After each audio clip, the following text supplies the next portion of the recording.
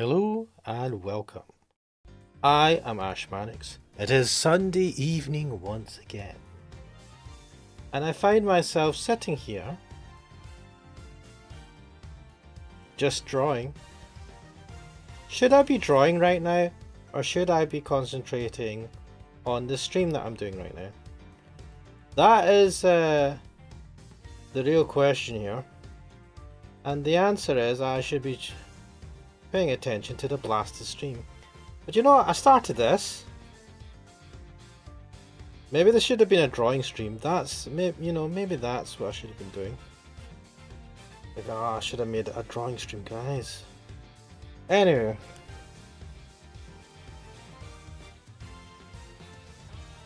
Maybe I'll show what I'm drawing later. Evangelidon's asking Tokyo Psychodemic. That doesn't sound like Ace Attorney. Wait, what? Oh, shit. Ah, fuck me. I fucked it. Right. Right, I'm gonna have to stop the stream, right, and restart it. I've not set up restream. Back in a sec. Sorry, guys.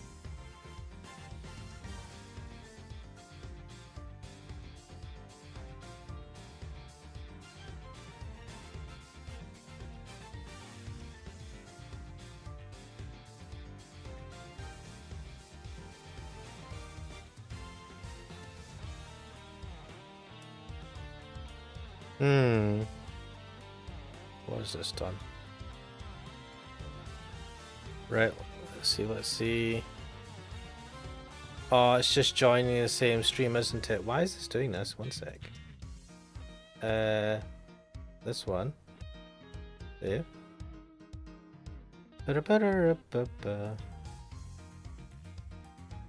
Right, let me just check this. This has been a little bit of a fuck up.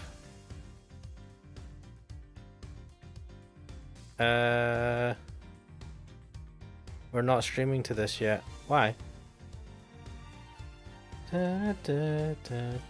Because I didn't end the stream properly? Wait.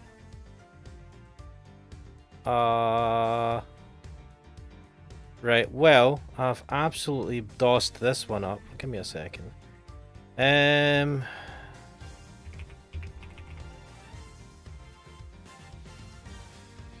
Oh my days.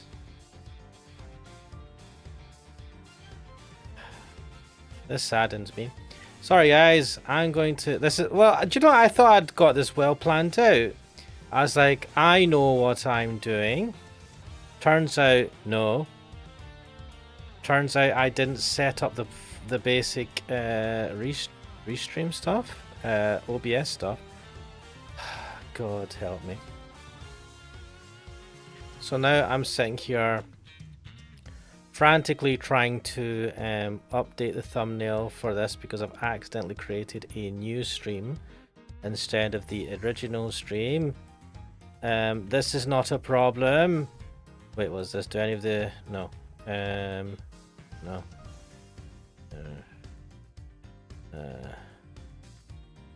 Where's the thing that tells them... Save. Oh, God. Why do I even bother, man? It's like, oh yeah, everything is set, everything is good. No. I still managed to somehow fuck this up. God damn it, Ash! I had time! I was prepared! Now I have to feck off stream. Right, 1 second. So this stream can, how do I end this one then? What's this? Delete forever. Yep.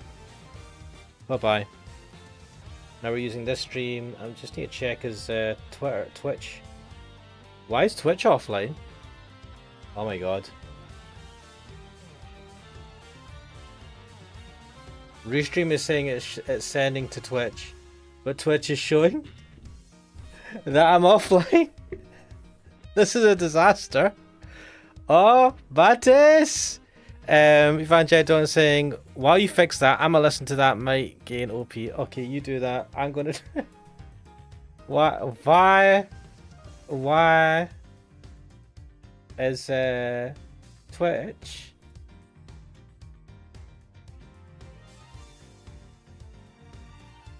right? Wait. Okay, now it's set.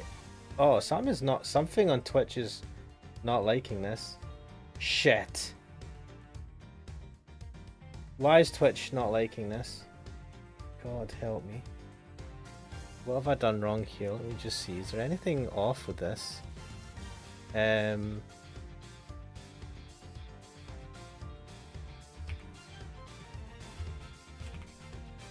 Ace Attorney, Miles Edgeworth, see? Right, so it's saying that I'm streaming. Okay, now I'm streaming? What the absolute fuck? Right, okay. I honest to God cannot believe. I can't believe I somehow managed to still fucking scuff this. Right, anyway, what am I doing? This is what happens when you bloody don't pay attention when you start the stream and you're sitting there just sketching away on your goddamn iPad. Right.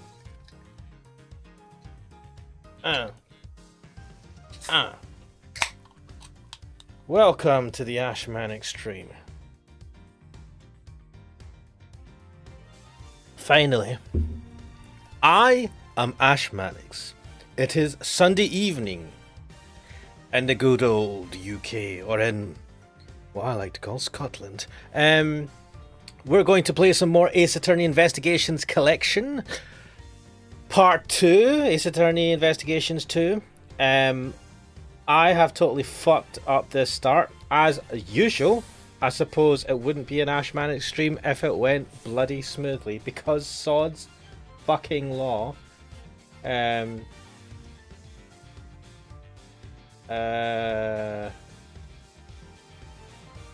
just seeing stuff. I should not pay attention to the Discord. Right. Anyway, let's get into this. Let's get to the. Right. I'm gonna use. This is the setting I'm gonna set. Right. I'm gonna have my avatar now again. Because why am I doing this?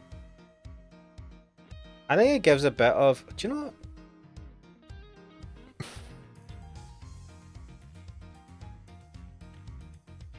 Maybe I should redo my avatar head, my 2D avatar. Maybe I should make it a bit more than just a head. These are things that I should be thinking about outside of these streams. But you know what? I'm going to think about them during these streams because I don't know how to fucking properly do streams. Anyway, let's get into this. But I do have to click on the window. Right. Oh no, this has lost its Bluetooth connection. Come on, controller, connect. Do it for Ash. Oh shit.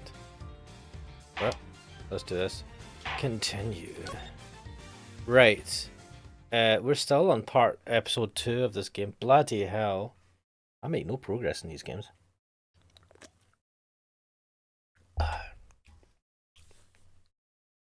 Right. You withheld information from me. Why? I didn't withhold anything. What's that woman's name, the girl's name from Return to Shinagasu Island? Starts with an N, I feel. I think I'm using her voice again. Evangelion is saying long episodes. These are, right? I mean, that's good, right, for gameplay. I should just play this offline, man. Right, I'm gonna go into... I blame myself for keeping you from making progress. Nah, Evangelion. It's my own fucking fault. As I'm doing right now, I just chat. Honestly, I mean, the main reason I do these streams is to chat with you guys in chat, right? To have a conversation while enjoying a game at the same time, right? And then to have a conversation around that game and whatever themes it brings up or whatever tangents it brings up as well, right? That is my main goal. Now, I know for the watcher, for a lot of you, right? I say a lot of you, there's like 3 of yous. You want to see progress in the game. And I'm like, I need to do something about this, because I don't want to play these games for 2 years. I want to finish them in shorter times. But I also want to have these conversations. So I'm wondering what I can do about that. I need to playing these games offline is definitely part of the solution, so I can finish them. But then to have the conversation and for it to still be kind of interactive like this, where I'm not just talking with like a picture behind me, these are the things I think about. But also some people like to see people like to see full playthroughs, right? But playthroughs just don't. I don't know. There must be a way around this. There must be a solution to this. I do too many long plays, let's plays, LPs, whatever you want to call them.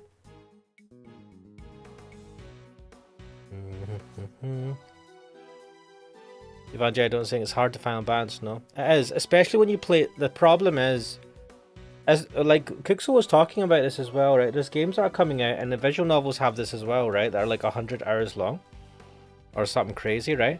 I don't think.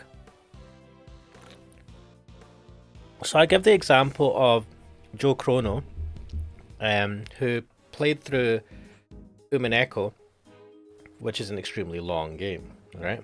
Extremely long visual novel, and it took them years.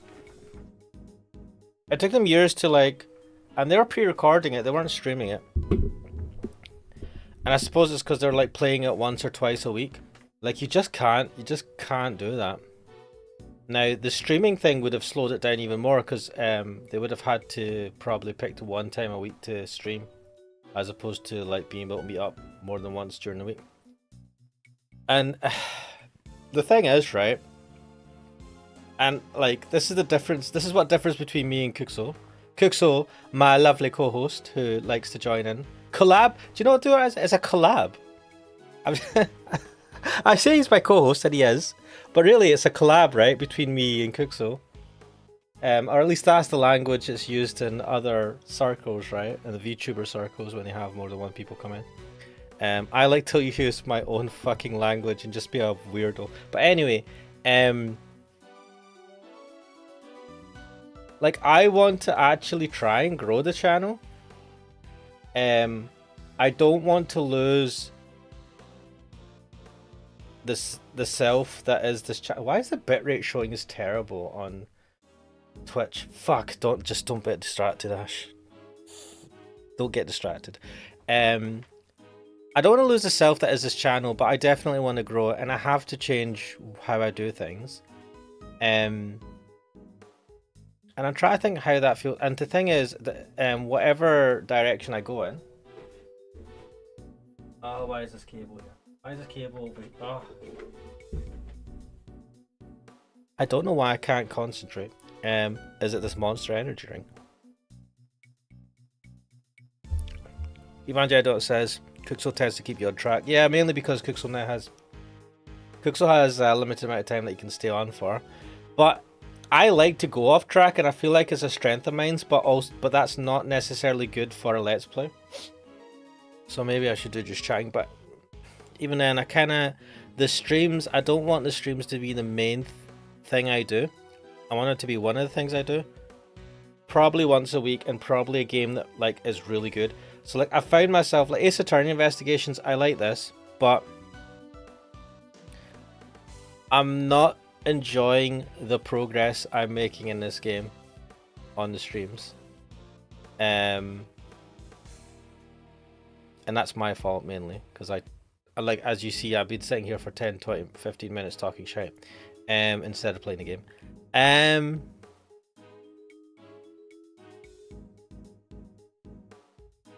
I keep saying this, and I will. So Ace Attorney Investigations, I want to finish this, but actually I might just like start pre-recording the rest of the game and just get it finished that way. Island, I really want to finish via streams, which is why I play it quite a lot.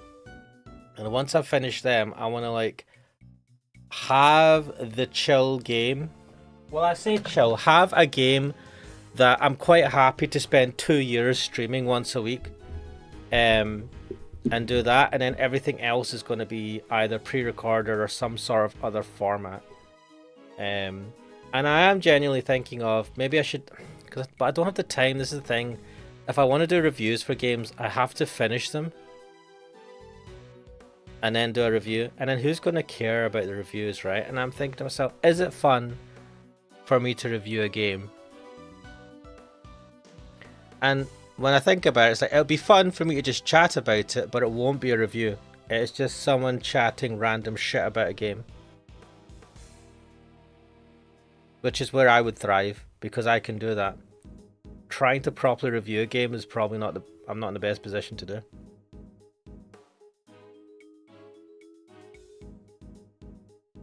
Or maybe I should just do streams where it's just chatting, right? I put like this a clip of this in the background. I just chat over it.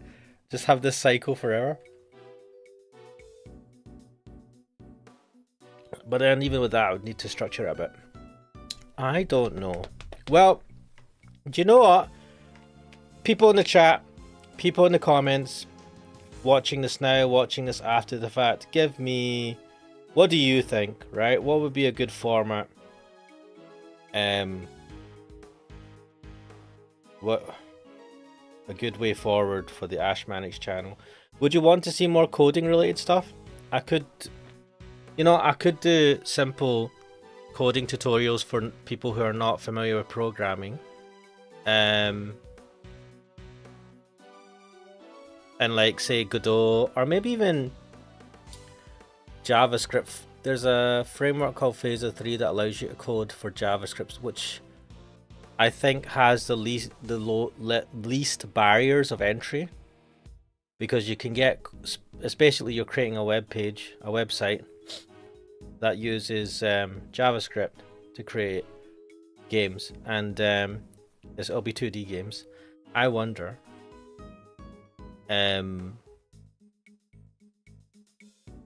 would you just be interested in that?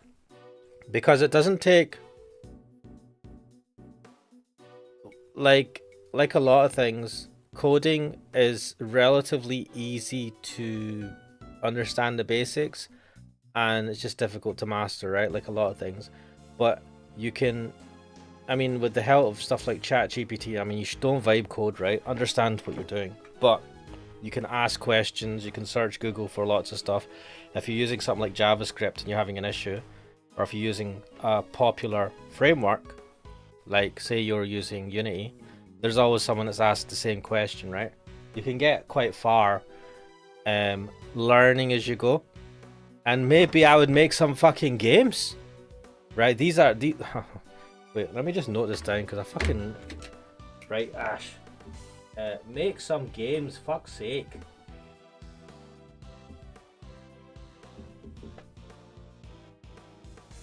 Evangelion says, hey now, I vibe code. So vibe coding, the thing is, right, it's one thing to vibe code and have no idea of what the fuck you're doing. Like, absolutely no idea. And it's another thing to use AI as a tool where you're stuck on something and you want it to be able to do it for it, but you know what you're asking it to do and you know what it's doing, right? At a high level. Like like take this data and reconstruct this data into this format. You know what it's doing at a high level, right? You just can't be like, and it's automating that and it knows how to do it. Whereas if you don't know anything, you're like, I want this image, make me an image, or make me a simple JavaScript game where it's playing Pong. That's pure vibe coding. That's, that's bad. And the thing is with AI tools, it's like syntax, linting and all that shit that you get and stuff like VS Code. Mate, back in the day, you didn't fucking have any like linting. Well, did you? I mean, you might. No, you just had to like compile code.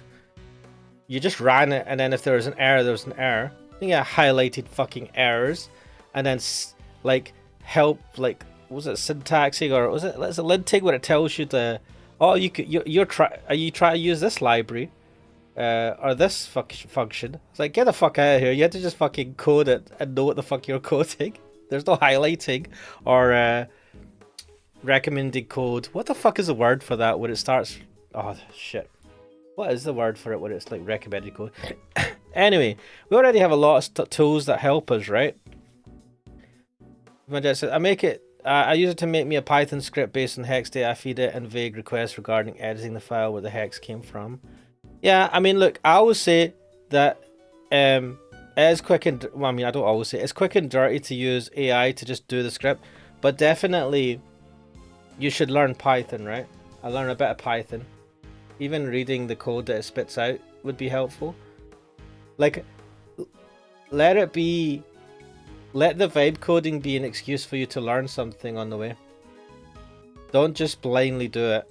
And the reason why I say that is it might not be obvious in the beginning, because like with the thing is, using AI to code things is dead easy, and that's why lots of people are going to do it. But it can create utter shite half the time, or it can just make really terrible code that will do what you want but is terrible, and you won't know.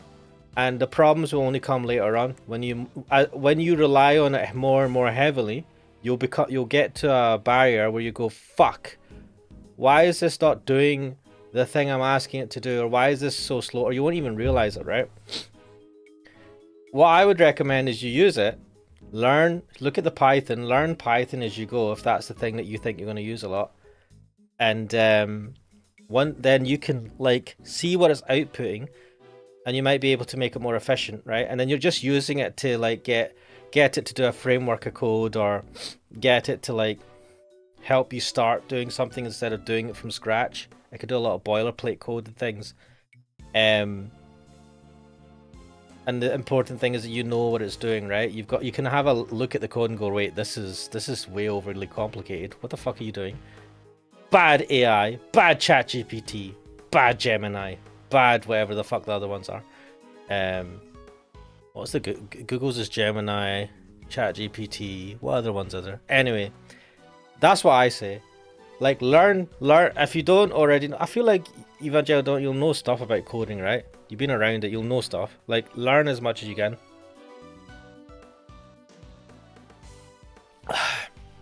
Because, especially in the US of A, AI hasn't taken over coding yet, but it pays pretty well if you can code. And I suppose know the right people. You probably have to get... I mean, if you were to do it for a job, like anything, if it was the first job, you probably have to get a job somewhere where they pay you fuck all. But then, once you get experience, you can go somewhere else. I don't know. Evangel says, I know stuff about coding, but not Python. Well, if you know stuff about coding, you can read the Python and understand what it's doing, right? So you're not properly vibe coding, man. You need to know fuck all about coding. You need to know fuck all and just ask it to do stuff and not know what it's spitting out. That's vibe coding. But anyway, let us get into this. I just like dicking around with undocumented video games in order to modify stat size, etc. Yeah, I mean, and I think that's cool. Like, Evangel, have you ever thought about making games, or have you made games in the past, simple ones or whatever? Because I'm a hypocrite because I fucking still haven't done anything to do any. Oh my god! I spent the whole day. I was watching a stream and I was chilling, but fuck man, I keep wasting my time. I need to fucking grind. I need to grind, man, and make games. And make money. Evangel says, I haven't. These sucked. Good. Your first games are supposed to suck. The fucking Mona Lisa wasn't the first painting that whatever his name painted. Who painted the Mona Lisa? Wasn't Picasso? Who painted Mona Lisa? Leonardo da Vinci, yeah. The Mona Lisa wasn't the first painting Leonardo da Vinci did, man. That's the point. Got grind, baby! Having said that, I fucking still haven't... I've only made one game so far. which was like not even a proper game. Right, Discord. Whoa. I need to have a look at this later. I see. Ooh, this is Is that count?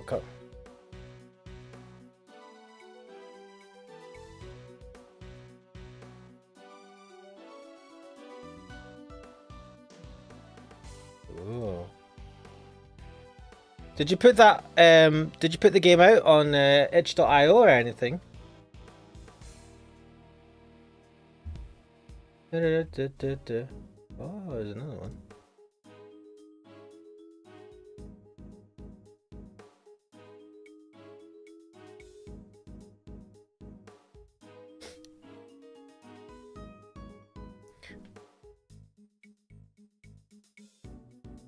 Both made around the late 2000s. Come on, man, that was ages ago.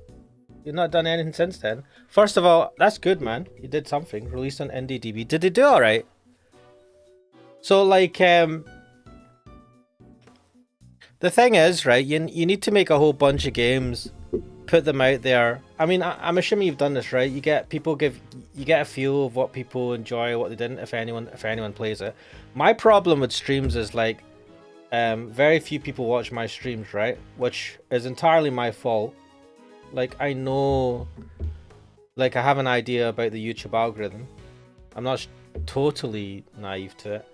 And I do everything I can to almost make it difficult for people to want to actually subscribe. Like, I make most of these streams I do an hour, 2 hour long. People are not going to watch 2 hour long streams unless they're really... It's a higher barrier to entry and all that stuff. I feel like I'm not properly learning from the experience I'm getting doing these. But having said that, actually, maybe I should do a stream. Maybe it's worth doing a stream, right? Where we just talk about software development, making games, making apps. We can get a couple of people in the chat. We can talk about, like, what are things that people want to make and have a discussion over, like, what games engine to use or where to go from there. I feel like with these things, right, the difficulty is not, so it's not a technical difficulty, right? For most people, it's not that they can't do it, it's the motivation and just the effort, right? It's like a procrastination. Procrastination is the mother of all fucking evil, man. But it also, I find it helps to be inspired by the people around you. Like, for example, I can't remember the guy's name, but the guy who created Twitch, was his name Kevin? Kevin 1? Did he not call it Kevin TV or something? Was it Kevin TV? Is what he named? Like, Twitch was called something else before. So anyway, the guy that created Twitch. All right, crack dealer. Welcome to the stream. He was in the same class, or he was like hanging around with the same people that like created Twitter and Discord, right? And that was definitely an influence. Imagine I just say work at my own pace and not having to develop everything from scratch, having a base to work with. I mean, yeah, fair enough. Like, if you, like, I don't know, would it be worth having a stream where we talk about it just to kind of inspire? I mean, I'm selfish, right? I'm trying to inspire myself to not be a lazy shit, because I'm being a lazy shit. Well, story of my life. And I need to, like, you've done, the thing is, Eva J. Donut, you've done so much more than me. I don't have a library of any games that I've made that I've put out to the public, per se. And really, it's that thing, like Kuxo has said this before on his streams, where, you know, you iterate, and each time you try and do something slightly better. And you just have to keep iterating, trying new things and all that shit. It's hard to be motivated though, especially when you don't make any money out of most of these things. I say money. money shouldn't be the. I mean, I'm a selfish person. Give me all the monies, please. But it's hard to put lots of effort into a project if you've not got the enough money to put food on the table. I don't know. Evajay said, you said you've done so much more, but I feel I've become jaded to game development where I lost interest or the spark.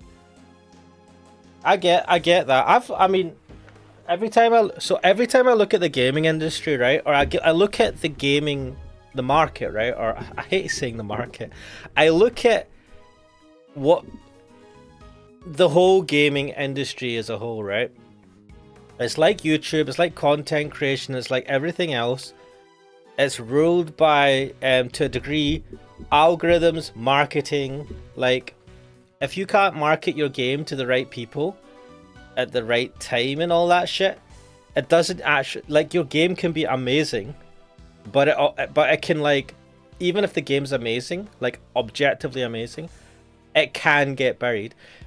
It most likely won't get buried if it's really, really good, but it can be, right? Because there's so many games coming out on Steam or whatever, and like Vanjad says, as far as money goes, I've always released my works for free, never costing a dime. I think that's a good thing. Well, I mean, you'll be doing it for different reasons, right? But I think that's also a very good thing to do. When a game is free, people are more likely to play it. And then if you have something that does really well and a lot of people like it, you can make a sequel to it, depending on the game, where you can charge people, or you can just reiterate on it, make a better version of it, and charge a nominal amount. Like, what was it? I don't know, there's a couple of games that came out like that were free initially, and then they've kind of like made it better over time. But either way, like, I mean, I would imagine that when people take an interest in your game, that's what helps to motivate you to carry on, right? But yeah, as I was saying, the market is like so many games come out in Steam, it's ridiculous now, because the barrier to entry is so much lower. And that, like, you've got these free game frameworks. Like, Unity is free to anyone unless you make $1 million a year in revenue or something, right? Which most people don't. Godot is a free game framework. Unreal, I think, is free. It's the same. All of these are free, and you can you only have to pay when you start making big bucks. So, like, loads of tutorials everywhere, free tutorials, like cheap tutorials. You don't need a super powerful computer to make a 2D game. Like, it's the best time to make games in terms of accessibility, but that also means it's the worst time to try and market your game, because there's so many games coming out, but also the big ones like Fortnite or whatever the fuck take up so much mind space.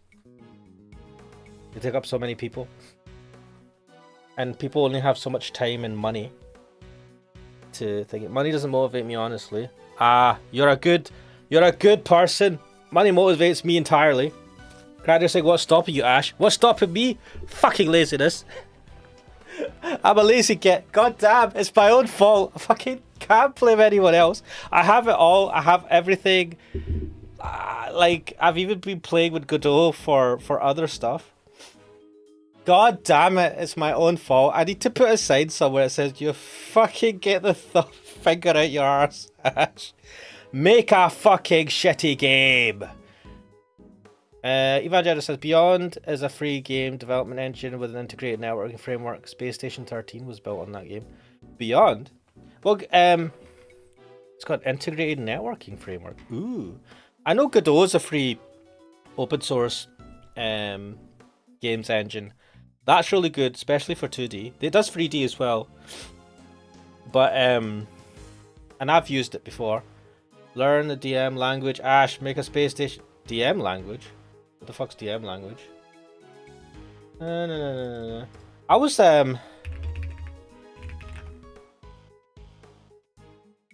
Wait, what the fuck is this? This document comprehensively covers the DM language through Beyond 2.0. Oh my god. Dreammaker? What is this? The first step to mastery the lads of sleep is the realization, without waking, that one dreams.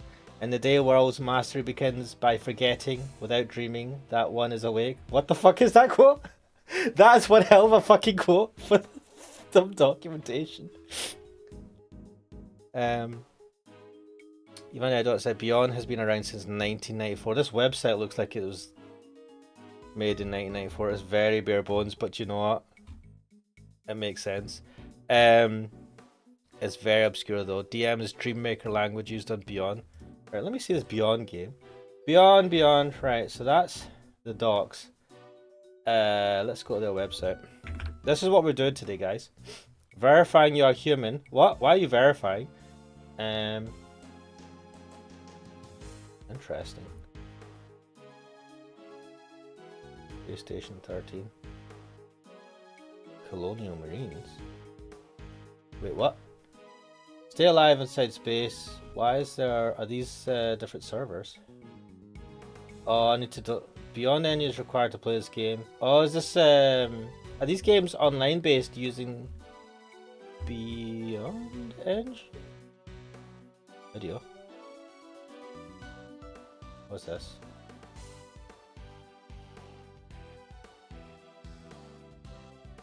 What? Oh.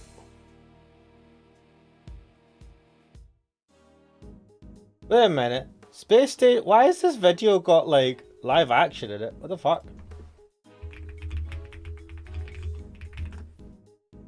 Space Station 13. Anyway, okay, this is top down. What is this? In the not too distant future, crew members aboard space stations owned by corporations work tirelessly to keep the lights on. Just doing the job isn't enough. They must also fight to stay alive in the harsh environment of space and survive the dangers that lurk in the darkness. Tell your own story in the worlds of Space Station 13, a multiplayer sandbox simulation bristling with features. Developed for over 18 years with over 1,000 contributors, the world of SS-13 is ever changing. Ooh. Oh, Asmongold even... is that a recent one, or when did he play this? 6 years ago. Oh wait, it's not even... Oh. Well, so I've just seen the top comment for that. This is more complex than WoW. He said most games are. Come on, man.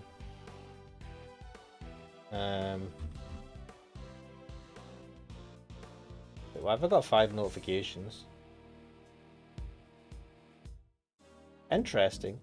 I'll be honest though. I wouldn't. That does look interesting, but I think I would use Godot first, or actually I might. What I was actually thinking is using a framework called Python. Phaser 3 is called, not Python. So Phaser 3 is a framework that uses JavaScript and HTML. It just creates HTML5 games. Well, they say it uses HTML5 framework. And so you can basically just make web games. And I think I could host that on itch.io. I can even host it on the ashmanix.com website. I don't know if I should do that though, because I feel like that website is not designed to like handle high bandwidth. I paid for like the cheapest web hosting. And if I put a game on it, I wonder if it would just kill it. But because it's JavaScript based, it's just for me, I do quite a bit of JavaScript nonsense. It's a lowest barrier to entry. I'm not trying to make fucking something amazing. I'm just trying to get like my foot, place one foot forward and do something.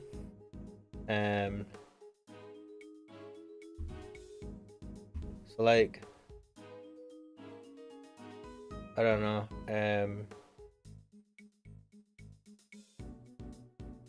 Ivan J. Don't think Space Station 13 is one of the most advanced atmosphere. I'm assuming that's atmospheric simulators ever made in gaming. It just also happens to have a roleplay component tacked on. A game I've been playing since 2005 personally. Maybe a little fucking hell. Dude, that was like 20 years ago. Damn! Damn! I mean... That's awesome, first of all. I mean, to get that much out of a game... Wait, did you say it was free? Is it free? Nah, this game can't be free, man. I mean, it could be free. I mean, to get it doesn't matter how much you paid. Honestly, it almost doesn't matter how much you paid for the game unless you paid like £2,000, right? Which or $2,000 or something, which I highly doubt. Like, to get that much enjoyment out of a game is so rare. It's free and open source. Fuck me.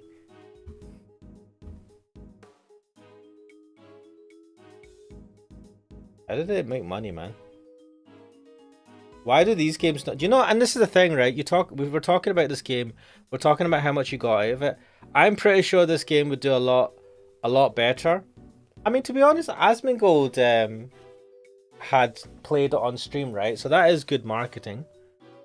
I suppose the other problem is it's a game that's existed for a long time, and today's world people fucking forget what they ate for breakfast. Like a game becomes old after so much time, and then it's like, oh, it's an old game, and then people just, I think the zeitgeist don't tend to play older games. No, actually, that's a lie. I think most games played on Steam are like older games nowadays. I thought I heard that statistic somewhere. I'm looking at this though, and I'm thinking that so I'm not a massive fan. Oh yeah, I was all right till now. Where's this cough come from? All of a sudden lung cancer. What is this?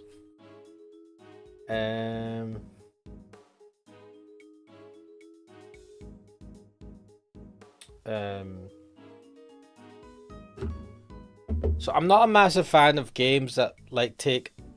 I like games that have a beginning, middle, and end. You know, like quite defined.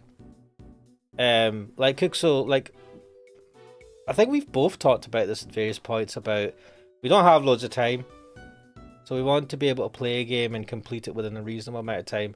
A 100-hour game used to sound amazing when I think it's amazing for people who are young because they have the time to play those games. But for adults, I mean, not all adults, but for people who are busy, right? Or have kids or whatever other shit, right? Like responsibilities and shit that take up a lot of their time. They just don't have 100 hours to fucking play a game. And I'm looking at Space Station 13 and I feel like this is one of those games that you could sink a lot of time into. I mean, just from talking to you, Vanjao, on it. I mean, you played it on, you played it over the years for a long time, right? This is not to throw any shade on this game. I'm just thinking though. When I'm just thinking like for the games I want to make, I want them to be quite limited in the amount of time it takes. A, because it means it's easier to make a shorter game than it is a longer game. But also I like that, like for them to have a defined relatively short amount of like 20 hours max. 25, 20 hours odd. None of the games I'd make would last that long. I think most of the games I'd make would last 10 minutes if anything, but I'm just looking at the spacestation13.com website and I like the animation showing what's happening. It looks really cool. I like that. I mean, I like the retro like based down art style as well. But yeah. Evajet said there have been attempts to monetize it. Even a company tried making an Xbox successor to it, but it's a game designed in a way where all attempts fall apart. If it's free and open source, I think the only way that you could make money out of it is if you... I mean, do they have a place where you can give donations? No, they don't. At least they don't make it obvious on their website. That's the only way I could imagine them. Like if they had a Ko-fi link or some sort of link where you can donate money to them. But then the problem with open source is that there's so many contributors.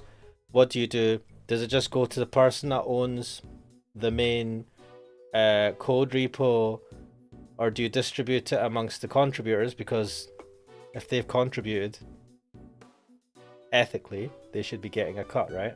And then that becomes complicated. How do you give them the money if they're not, like, you don't have their payment details? I suppose that would complicate shit. Evangelio saying, clarifying Space Station 13. It's a round-based survival game, basically Among Us, but with more advanced mechanics. Certain servers have donation pages, but not everyone donates, as every server is hosted by a different group person with their own communities. Ah, that makes sense. You're really donating to maintain the servers and stuff. That's interesting. The actual creator and owner still pops up from time to time. He doesn't really care that much about what happens to the game. His name is EXADV1. Oh.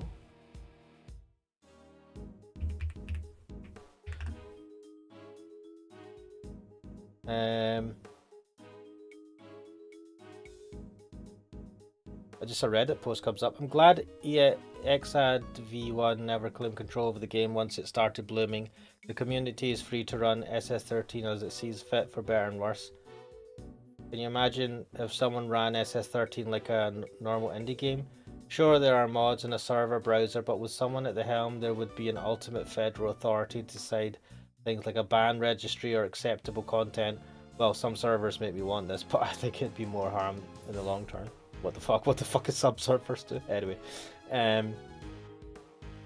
that's why people hate SS14 so much. Wait, there's a 14? It may be open source, but you'll never be able to make your own experience without a power-hungry mod team. Wait, there's a Space Station 14. Yeah, there is a Space Station 14. It's on Steam. Made by Space Wizards Federation. Wait, coming soon to early access. What the fuck is this? It's not released yet. Space Station 14 is inspired by the cult classic Space Station 13. It tells a story, blah blah blah. Is this an offshoot? Have they taken the code and modified it? Is it a fork? Space Station 14 is open source and extremely extensible. Community servers are the backbone of the game and can change every aspect. What? Is this just going to be free then? What is this?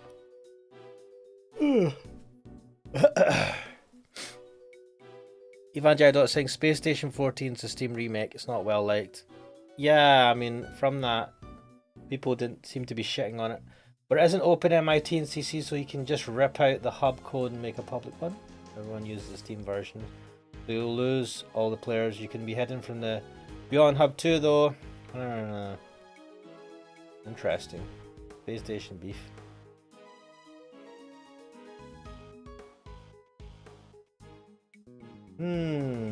What time is it? Oh shit, we're almost an hour into the stream. What have I done? Nothing. Evangelio saying, as far as the ban registry thing goes, a group of servers created one such registry. I'm permanently listed there. Whoa, what did you do, man? Mate, what did you do? Let us continue. Let us actually continue in this game. Let's get some progress done. Oh shit, my controller went to sleep. Wake up. Bloody wireless controllers. Okay, so you are a member of the Very Big Surfix, right? No, I mean yes, but no. I'm not really a member. I'm still new. It doesn't matter. That's irrelevant. You're still a member. Did he just faint? Oh, what the hell? Let's try this again. Why didn't you tell us? Because it would have looked so suspicious, me being a performer in a circus show. You just complicated our lives, you goddamn saint. And me being friends with Bronco. I thought that if anyone found out, nobody would believe I was innocent, not even you, Kay. But we would have found out eventually. I thought I'd made it clear that I believed in you. Wait, why did you believe in him? But when you stare at me like that, I get so terrified. You're a real smooth operator, aren't you, Miles? Any other clients getting tips you want to share? You're really not helping, Fender. At this rate, it sounds like we really will need to question him about everything all over again. So, what do you do at the circus, Simeon? I'm an animal tamer, kind of. I'm still learning the ropes. That's so cool. Do you get to train lions and tigers and bears and stuff? Lions, tigers, bears? Oh my, no. I work with this little guy. Looks pretty tame already to me. So you're not exactly a tamer, more like one of those old-timey organ grinders. Wait, the monkey was there the whole time? Not now, Money. I'm trying to... Oh, you little scamp. What the fuck is going on here? What? Something tells me it's the organ grinder who's being monkeyed around. What the fuck? Even I don't say nothing about one of the well-known server hosts. Had a real hate water towards me and caused a massive witch hunt on the Reddit, which led to a dog pile. So bad that normally hands-off admins had to step in. Lots of doxing was happening towards myself. Bloody hell! That's not good.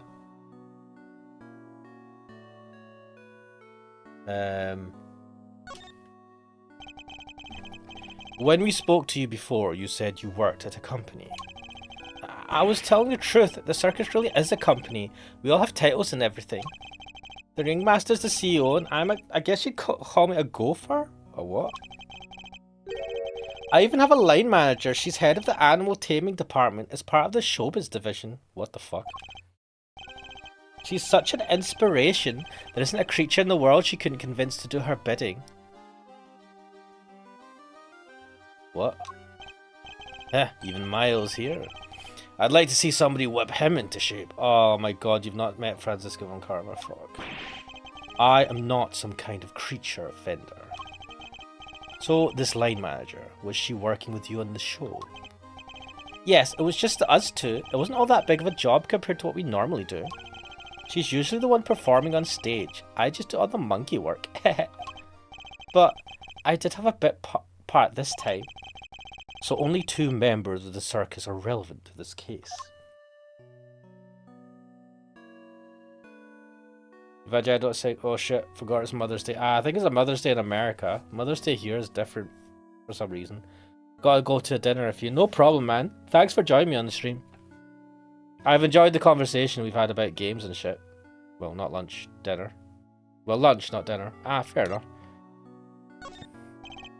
Alright, talk me through your movements here at the facility. Sure, I came to see Bronco around noon 2 days ago. And that was when you brought him the chess set. Yes, and that same evening I started working on setting up the stage in the yard. It was so hard, I had to haul everything in by myself over multiple trips. They let us use one of the rooms in the prison for storage, Workshop A, I think. Workshop A, where Knight's body was found. You mean your boss didn't help you? Oh no, I couldn't never ask her to schlep all that stuff around. Like I said, the monkey work's my job. Once it was all set up, we did a run through it and it must have been midnight by the time I left. The next morning I was back and ready for the show, which started at 8 AM. Then we performed till 10? So Mr. Saint was the only one of the pair to have entered the room where the body was found. The Knight's body was found immediately after the show had ended.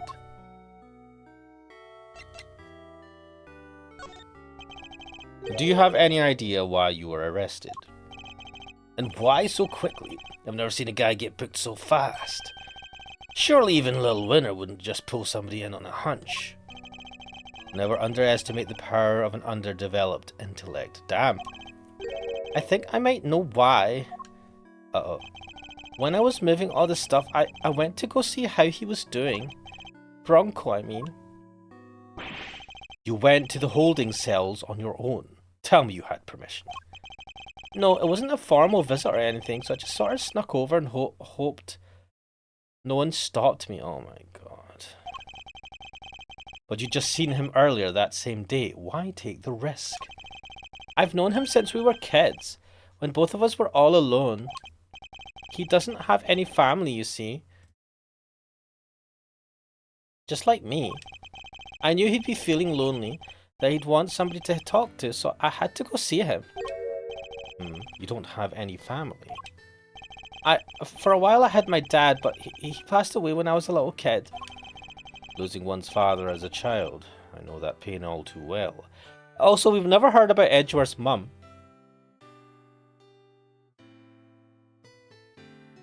Now that I think about it. Have we ever heard about Phoenix Wright's parents? I feel like we've never heard about Phoenix Wright's parents. What the fuck? What's up with this game and not talking about any parents? Well, we know Edgeworth's father passed away.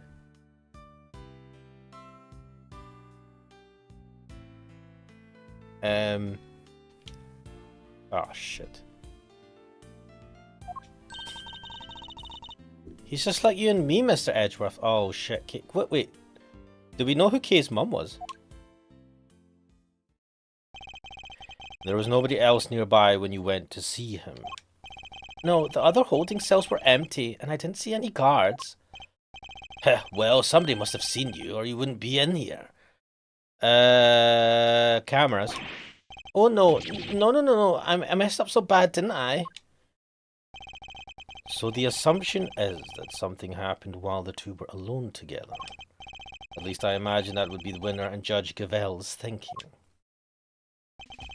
In any case, I think we'll need to speak to your boss next. Last I heard, she's supposed to be around today too, somewhere in the yard. Tell her I'm sorry, won't you? I'm so sorry. I can't believe I let this happen. Sure thing, Simeon. We're here for you. Is there anything else we can do? Just say the word. What? But, I mean, there's nothing I could do for you in return. You don't have to worry about that. We're friends. We know that it's like to be in your shoes. We're all part of the same club after all. Right, Mr. Edgeworth? Don't put us in a club. What the fuck? Unfortunately so, I'm afraid. Thank you for sharing such personal details with us. By the sound of it, you had little reason to kill Knight. If anything, you're the one most affected by his passing. And what's more, I simply don't believe a person as gentle as you is capable of murder. You might have split personality, you don't know. Rest assured, we believe you, and we will get you out of here. Patch. Well, what do we have here? A gosh darn defense attorney? What? That's what? Bravo, big guy. I can't believe I'm saying it, but you even reminded me of your old man for a moment there. I did? From the Book of Gregory. An attorney is a friend to the friendless. Okay. Simeon, me bucko, this guy will suffer any hardship for your friendship. Things are gonna be shiply amazing. The fuck? I didn't realize Talk Like a Pirate Day had to come early this year, offender. But that's just the thing. You never know when a pirate will strike next. Anyway, kid, you want some candy? Why is he giving out candy? No thanks, I don't like sweet stuff. Uh-huh, bummer. He doesn't like sweet stuff. I wouldn't mind a nice ship myself. A great thief's galleon for the dread pirate Kay. Yahar, me hearties! We'll sail the seven seas together and claim the greatest treasure of all, the truth. Shiver me timbers, you two will be the death of me. Oh my god, even Edgeworth's getting in on this. Come on, let's set sail for the prison yard. But no sea shanties in the way, please. Oh my god. God help me. Look, the shutter's open. Where does that go? That's the way out to the yard, I believe. Let's go take a look. Come on, what are you waiting for? Just runs off. Someone's excited. What a silly woman. Oh, Kuxo, welcome to the stream.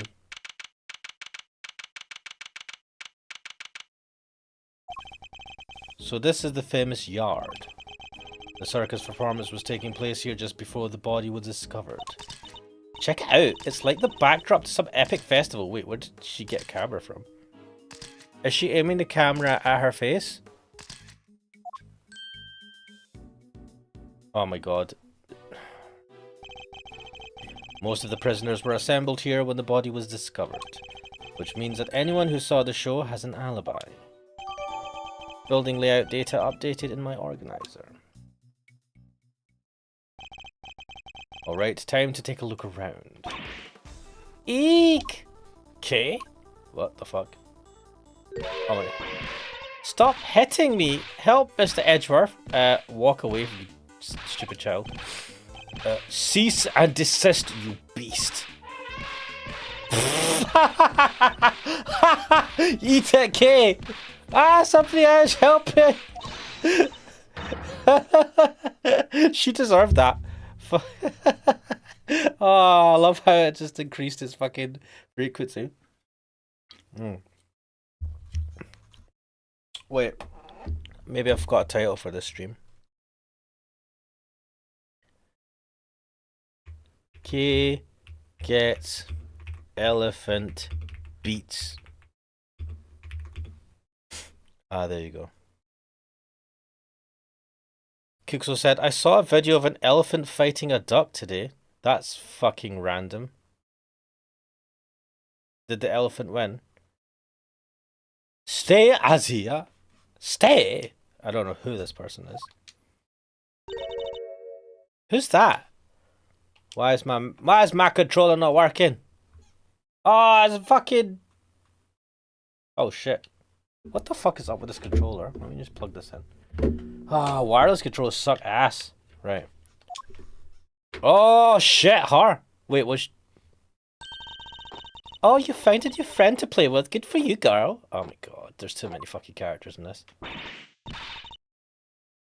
Play with? Your elephant nearly ate me. No, it nearly crushed you. No way, she's never do a thing like that. Asia doesn't even bite, at least not very often. So she does have a taste for human flesh. How did you like meeting a real live elephant up close? Aren't you glad you did? Why is she skipping like an idiot? Has she got a magical girl wand on her? Fuck, I forgot this character. Kixel saying K gets it from a thick BBT. What the fuck is a...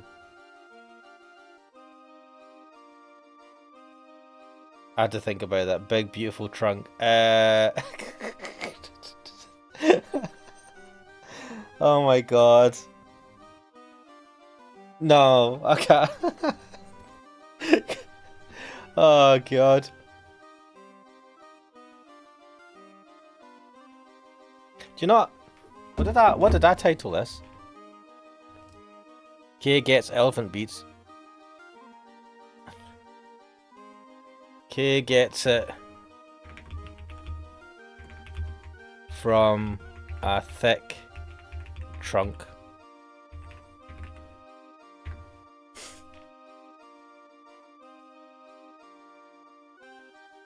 Right, that's probably going to get me booted off YouTube. Whatever! Yeah, glad I didn't die. But you did have fun, right? Right? Is she giving us the fucking big sad eyes? There, sweetie, don't cry. She had a wonderful time, didn't you, Kay? Fuck you, Fender, you fucking idiot. Don't mislead the poor girl, Fender. She did? Oh, I'm so happy. Here, let me make it up to you. How about a hug? What the fuck is wrong with you, Fender? Fucking more down bad than I am. We don't have anything on it. Keep your trunk to yourself, yeah. Elephant says no, bitch. Teehee. Oh, another new friend. Isn't this just the best day ever? She is such a ditz. I am Associate Defense Attorney Miles Edgeworth. Ah, we've never met her before. Phoenix Wright was the one that I'd met her before. Oh my gosh, I'm so sorry. I haven't even introduced myself. I'm Regina. It's so nice to meet you. I'm Kay, Great Thief Extraordinaire and Mr. Associate Defense Attorney's Great Associate. Oh my god, fucking... This self-introduction brought to you by the word convoluted. I know, damn it, Kay, stop making it hard for me to read your lines. And your elephant's newest friend is Mr. Fender, the defense attorney. Oh, she's not just any elephant. That's Asia, the Asian elephant. Oh, I get it. Asia, Asian. Okay. Asia stopped the second you told her to. You really have a way with animals, Regina. Hee hee. Well, I wouldn't be much of an animal tamer if I didn't. Look at that smug face. Someone's been lying to this girl for her whole life. She's like, I'm so good at what I do. I'm like, why are you so smug about this? What? So you're Simeon's boss? That's right, Regina Berry. Regina Berry? Head of the Animal Taming Department, Showbiz Division, Berry Big Circus. Oh, she's the daughter of the boss man. It's so lovely to meet all of you. I like to jump up and down like an idiot. The pleasure's all ours, mademoiselle. Name's Eddie Fender. I'm a bit of... Right, let me just check some. What the fuck? Why do we not have a... Name's Eddie Fender. I'm a bit of an ace attorney. So much for whipping me into shape. Yes, she's perfect. What are you muttering to yourself about, Kay? That positivity, that charisma, that energy. Regina, you'd make a perfect partner in crime for the Great Thief Yatagarasu. Oh. Great Thief? That sounds like fun. My animals and I have stolen the spotlight quite a bit in our time. Fucking dying here, guys. That's the one we don't want to steal. Gotta keep it down on the down low. All stealthy ninja-like. What are you talking about? But where's the fun without a show? The down low sounds like it might get me down. Is she 6 years old? Bummer. I think we've got a fundamental difference of opinion going on here. I think yous are both idiots in your own very special way. It would indeed appear that negotiations have broken down. Maybe next time, Kay. Maybe never. Well, do we have a profile on her yet? Yes. She's 17. Oi! Oi! You, fucking calm yourself, 17-year-old. Dodgy bastard. Wait, is she younger than, Kay's 19, right? Wait, no, she's 17 as well. What the fuck are you doing? Should you be at school? Anyway. Well, Mr. Edgeworth, let's get cracking. Too bad we can't see much that's beyond that metal fence, though. Indeed, and we're in sore need of information in addition to evidence. Therefore, we should make an effort to talk with any persons of interest as well. Na na na na na na. Na na. A wicker basket, or rather a cart given the wheels. Ooh, smells like animals. More like smell like shit. I suppose they must have been using it to move things around. Hey, wouldn't it be fun to hop in and race it down a hill? No. Do you want to hurt yourself? Ooh, you know what else would be fun? Race it down a hill in office chairs. No. Where did any of that come from? She's insane. That's what it is. Right, well, let's look at that. What is this? Huh? Huh? This door appears to be locked. Want me to open it? Can't guarantee anything, but I'll certainly give it a try. No. If we deem it necessary, we will simply ask for the key. Spoil sport, that could have been my chance to shine. You're free to shine somewhere else, but you'll not make an audience out of me. Lol. An Asian elephant named Asia, and one of the Berry Big Circus's many animals. She certainly seems very fond of petting humans, based on what we've seen. Well, most humans. You can't just glare at her like that, Mr. Edgeworth. She'll think you're trying to show her who's boss. Are you telling me she thinks I'm one of her kind? No, just that she'd respect you, I guess. What? How comforting.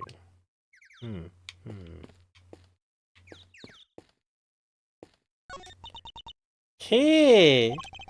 Who are you shouting at? Ponds like this usually have goldfish in them, right? I wanted to see if they'd come to say hello.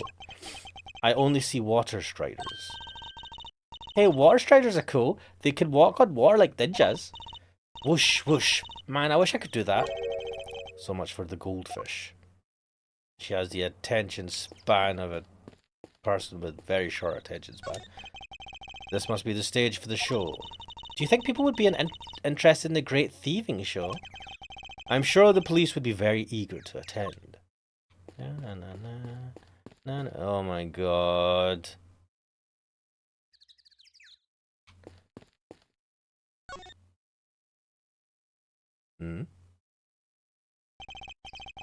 A simple, sturdily built well. I wonder if it was the work of the prisoners.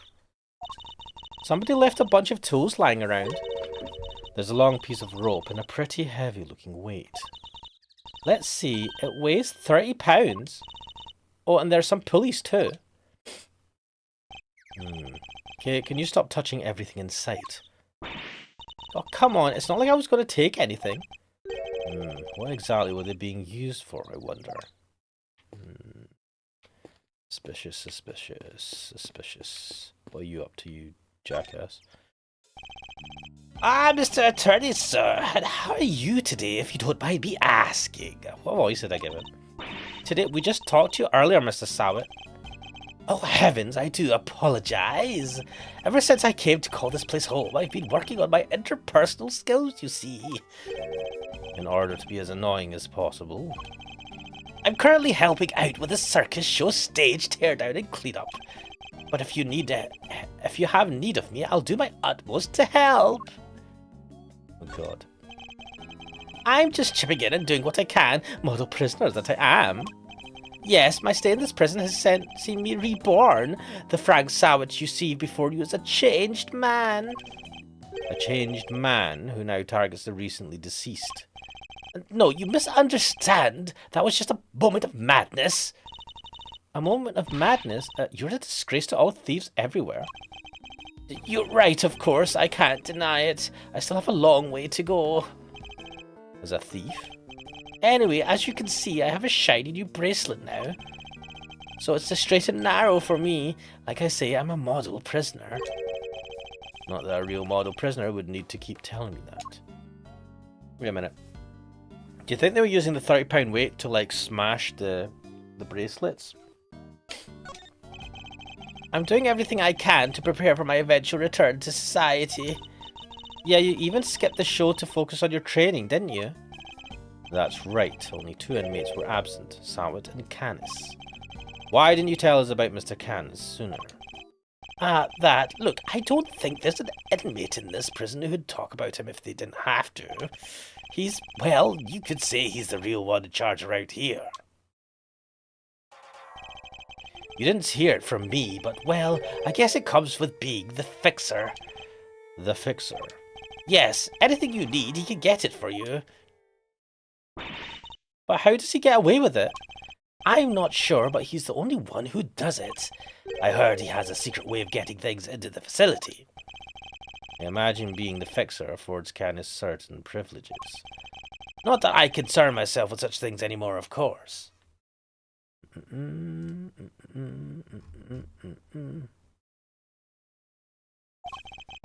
I'm far more interested in perfecting my mud pack application technique. And what are these mud packs exactly? They're a special type of mud treatment, rich with minerals. It works wonders on their coats. I've been practicing on the animals here in the prison. I hope to treat them all eventually. Speaking of mud, that reminds me of a certain piece of evidence. Maybe I should try presenting it to him. Okay. What evidence? Mud, mud, mud.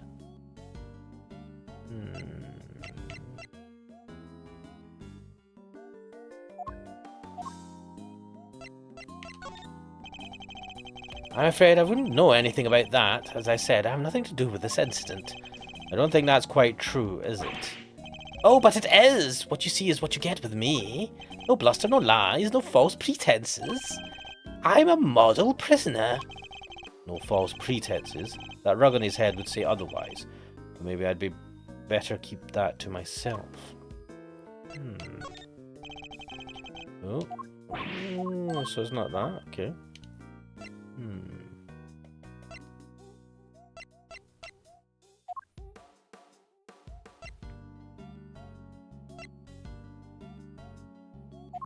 What did we want to... Oh, wait a minute.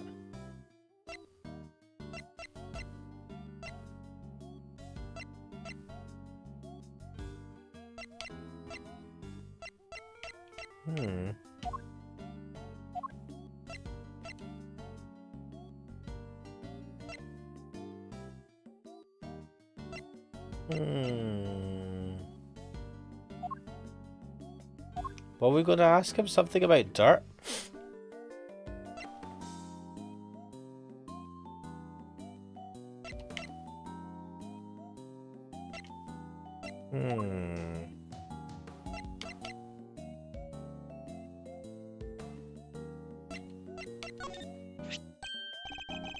That's the rubber glove I dropped.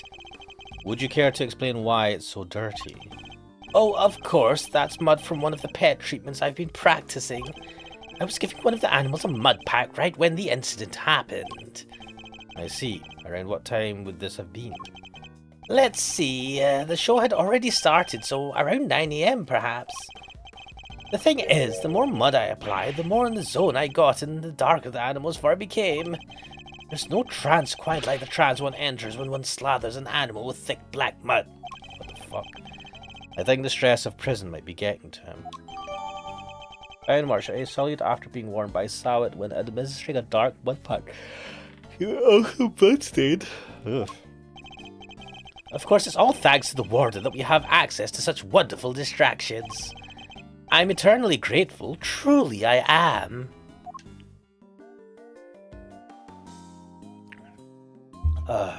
Anyway. You're a weirdo. Do we have to talk to her? I want to talk to him as well. Danger, danger. High voltage? I never saw one of these in real life. Hey, that must be the fabulous garden outside the warden's office over there. Yes. Warden Lagarde mentioned... Wait, Lagarde? Mentioned being able to see it from her window on the detention center side. Where is her warden's office? Okay. Wish this dumb barbed metal fence wasn't in the way though. I thought it was all one big yard. Given how protective the warden seemed of her little bit of earth, I imagine it's to keep riffraff like us out. Okay. Alright, we're going to talk to Regina.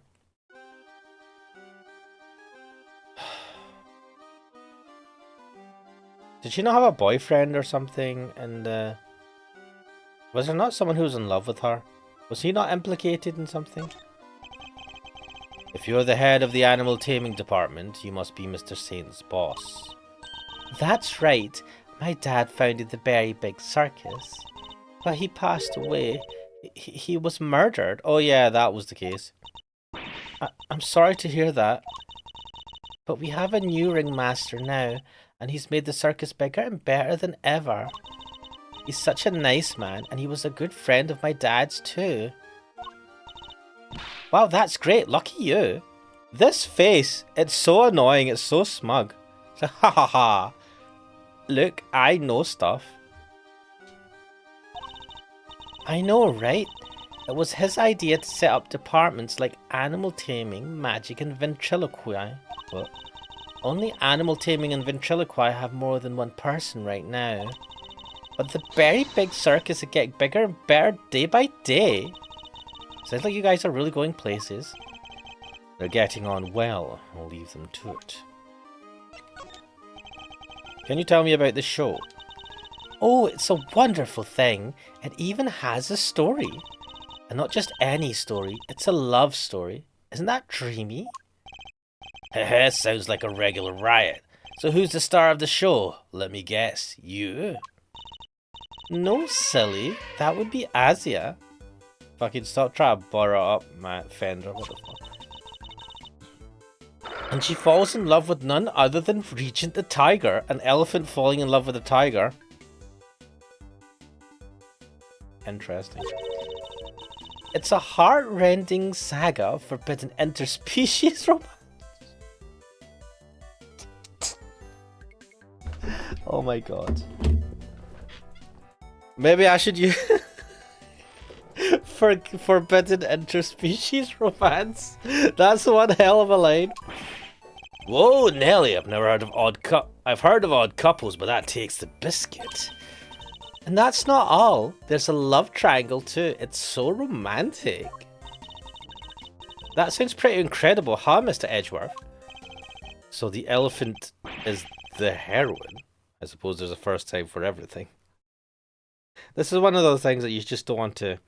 You just leave it at that. You don't want to delve any deeper into whatever the fucking story is. And who's the third wheel? Oh, that would be the big old meanie who tries to tear our star-crossed lovers apart.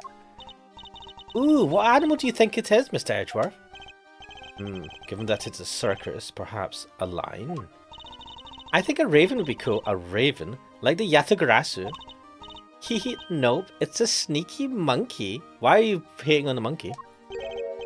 That's certainly lowered the stakes. Oh, you mean money? You mean money, right? Nope again, the role of the monkey is played by Simeon? Why is the dude playing the fucking monkey role?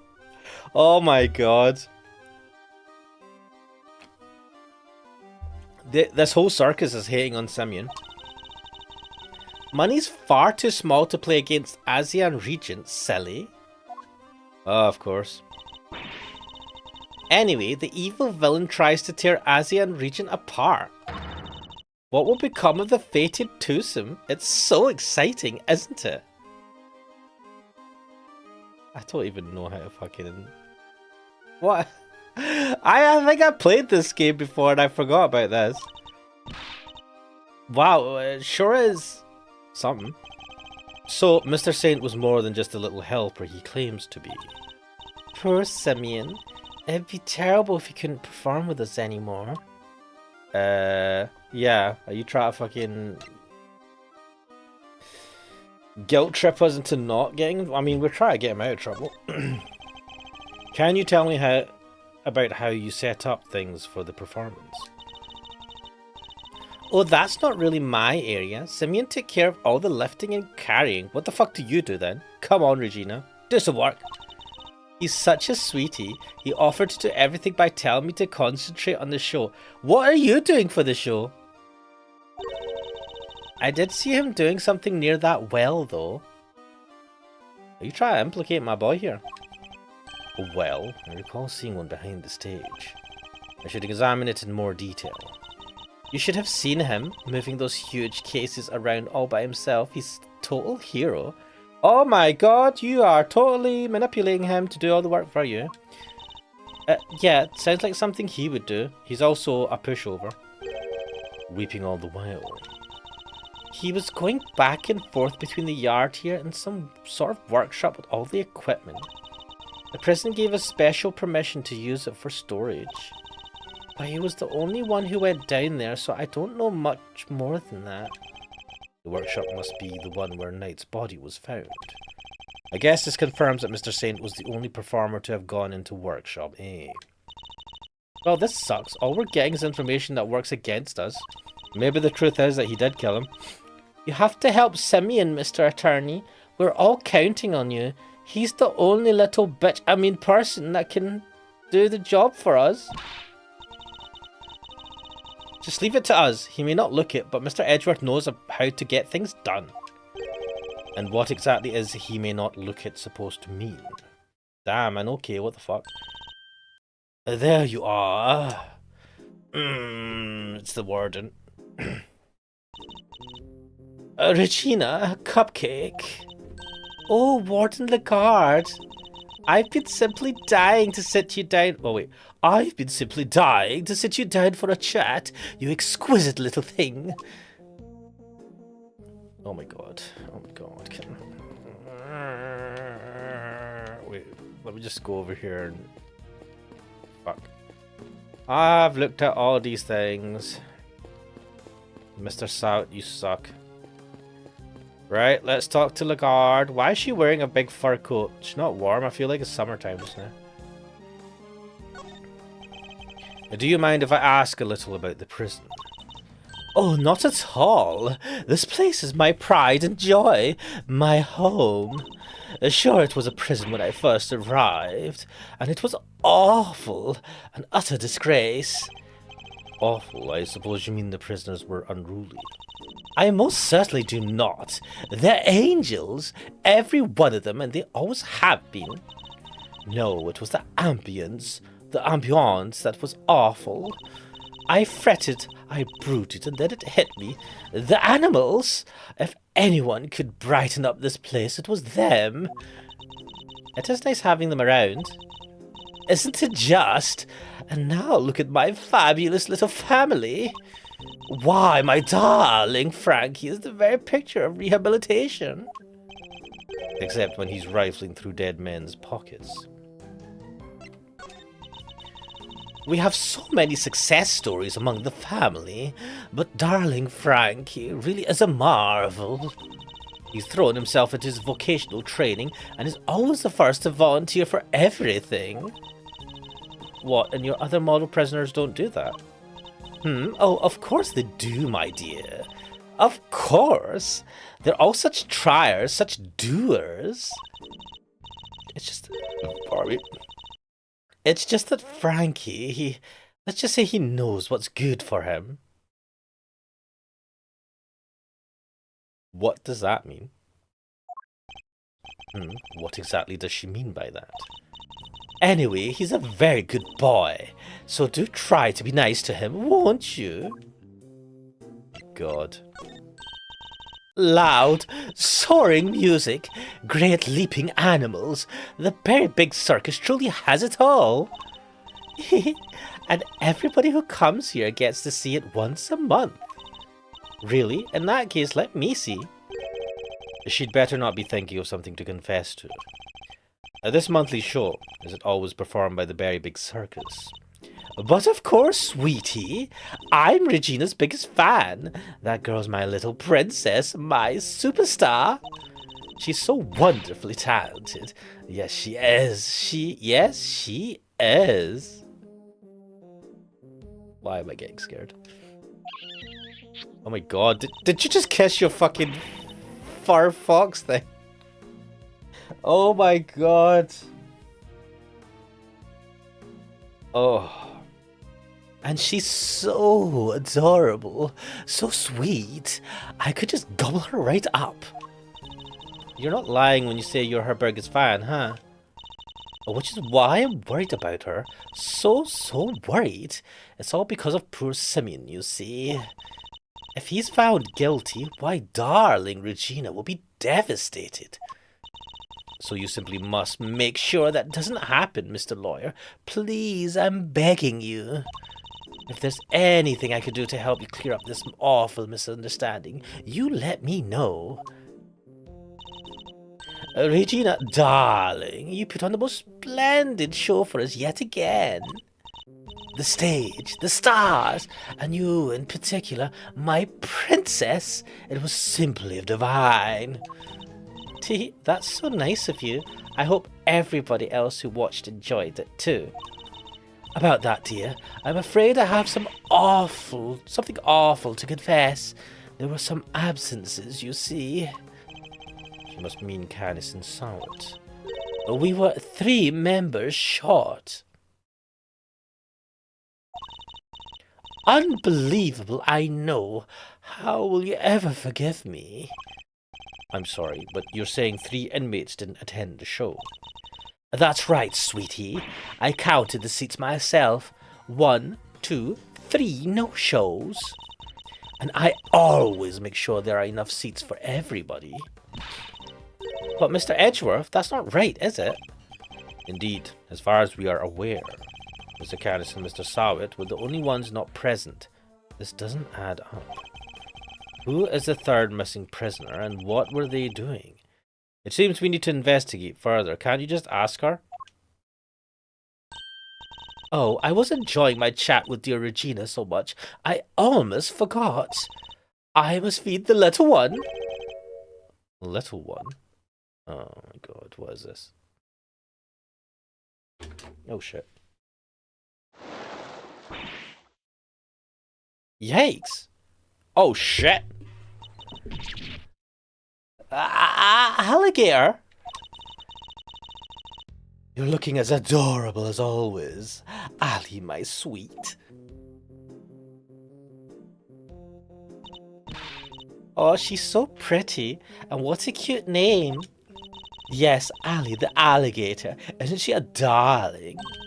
She's my favorite, aren't you? Yes, you are.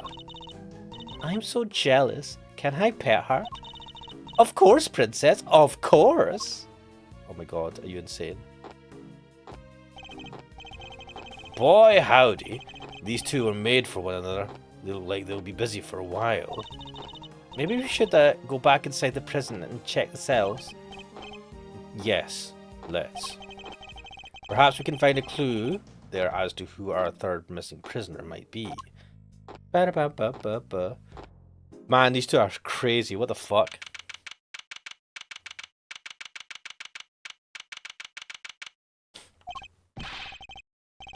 Oh, right, this is... Sire.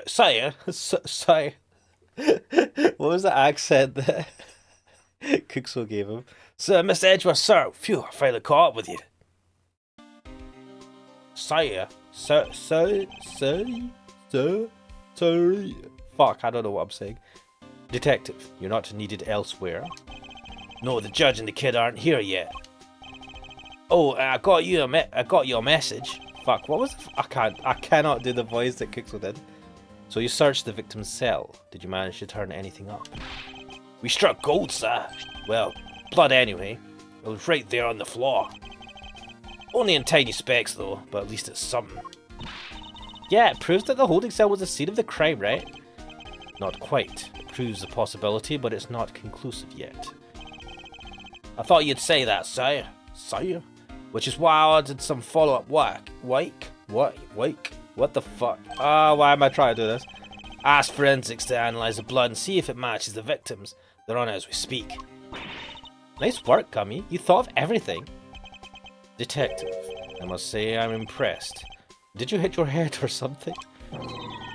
Gee, don't look so surprised, sir. I just hope things continue to go in our favor. White floor data updated in my organizer. Alrighty, so that's proof that the murder happened in the detention centre. And for our next trick, we'll find out how that dog got over there. Don't worry, you can leave that one to me. Until the kid and his chaperone get here, we've got the whole prison to ourselves.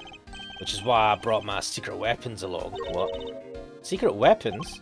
That's right. A few tools of the trade that have helped me bust more than a few cases wide open. Why do I not believe this? Behold, the 7 secret weapons of Dick Gumshoe, Ace Detective Extraordinaire. Well, I don't know about you crazy cats, but I'm sold, Miles. Very well, Detective. We'll try using your secret weapons. You got it, sir. Let me run you through the list. Secret weapon number 1, my trusty old metal detector. Nice. If it's made of steel, silver, or scrap, this little guy right here will find it. So it detects metal. Very good, Detective.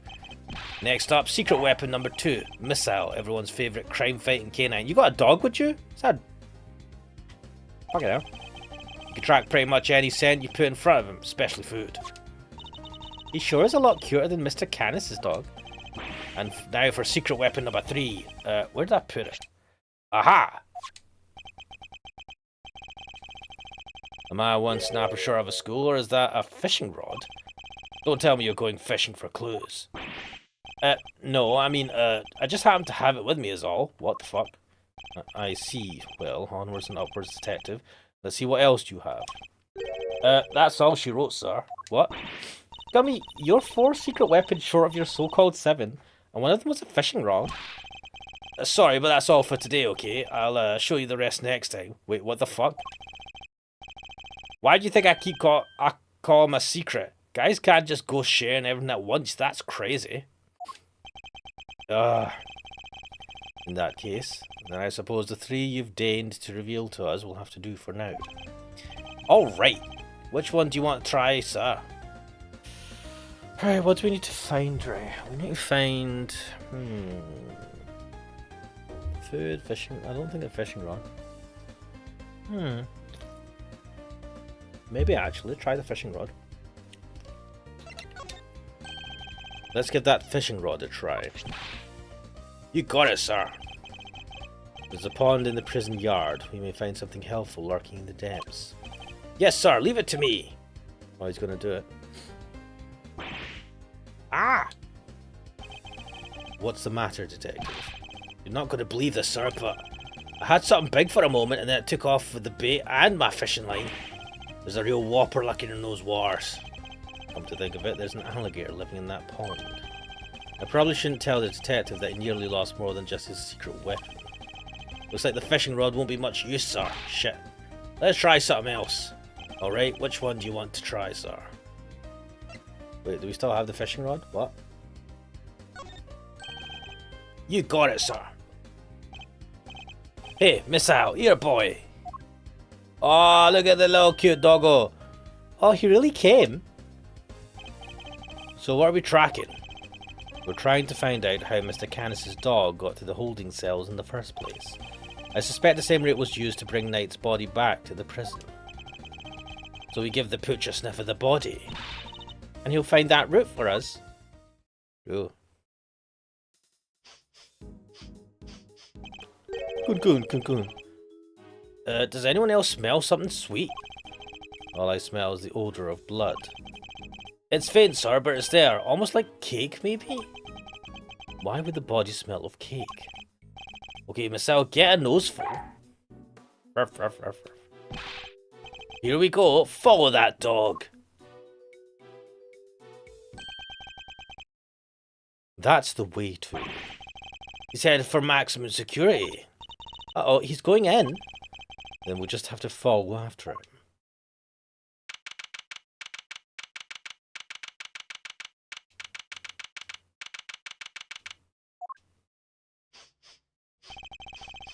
This is Canis's cell. The man himself is absent, it seems. He's meeting with someone in the visitor's room. Do you think Marcel's onto something? Shh. Looks like maybe he is. Oh, damn. Is there something here? Let's get snooping, Mr. Edgeworth. Right, well... what could it be? Mr. Canis's chisels. Everyone a potential murder weapon. That reminds me of something. The furrows in your brow. When you frown, it looks like somebody took a chisel to your forehead. I have no idea what you mean. See, they're so deep. Don't tell me you don't see it, Mr. Woodcarving Face. Have you quite finished? Lol. Oh, we've already looked at that.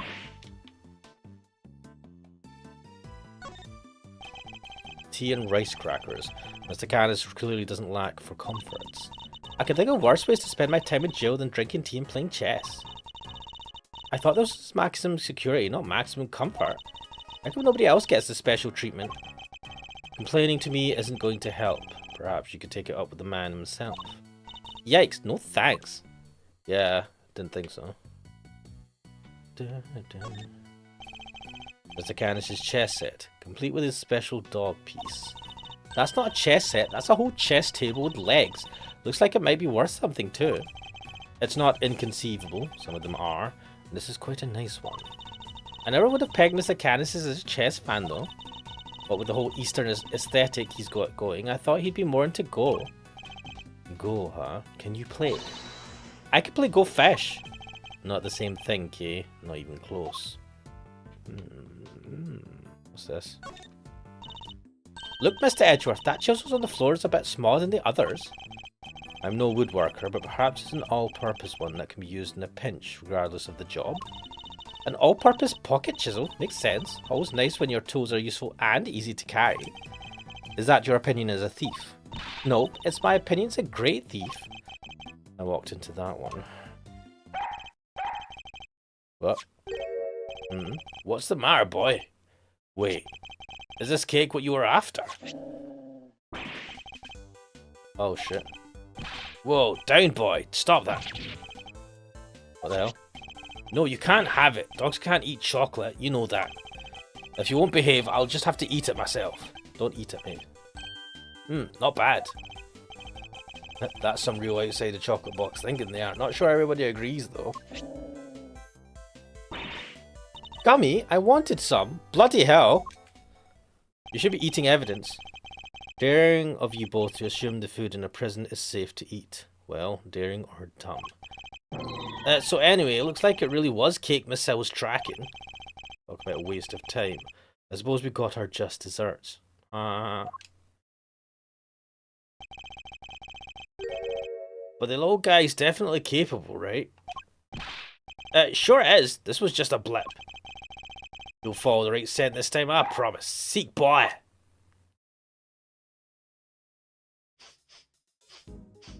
Good. Bruh. Ooh, I think he's onto something. I feel like we're running around like, in Scooby-Doo. Whatever it is, it's in there. It's a carcerator's cell. We need to take a look inside. Detective, call the guard. Yes, sir!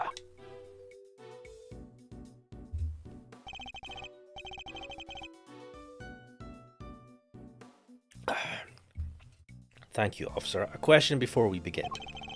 Is the prisoner, Mr. Carcerato, still in solitary? No, sir, he came back a little while ago. And he was here for the noon roll call. Guess he must be on work duty someplace. I see. Now, if you would be so kind as to open his cell. Yes, sir. Interesting. Beer... what? It says Teddy in extremely poor handwriting. So this tower belongs to the bear. I wouldn't have thought it, but Mr. Carcerato and his Ursine partner seem really close. Wow, this takes me back. Hey, Mr. Edgeworth, did you have a swing like this as a kid? Not that I can recall, no. So, what did you do for fun when you were a kid? Chess, golf, flute practice. Did you have any friends? But why would you even think of to ask that? Yeah, shut up. I had Phoenix Wright in the butt. No way, he has a poster of himself. And right next to it is... looks like he never lost the habit of making weight for a fight. Once a boxer, always a boxer, I suppose. I see he also has quite the collection of supplements. Muscle protein, hustle protein, soul crushing protein. Yeah, that's a lot of protein. Surely nobody trains like this for nothing.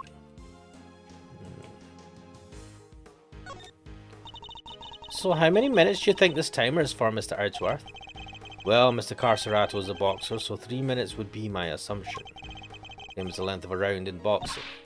Bzzzt, thanks for playing, but the correct answer is kinda maybe about 2 minutes. Why? Because there's a crack in it and a bit of the sand spilled out. Why does it hurt so much when she's right? This punching bag has certainly... the fuck? What breed were you again, Miss Al? Sure it wasn't a boxer. Haha. No way. No way indeed. Quickly, detective, move the sandbag aside. Yes, sir.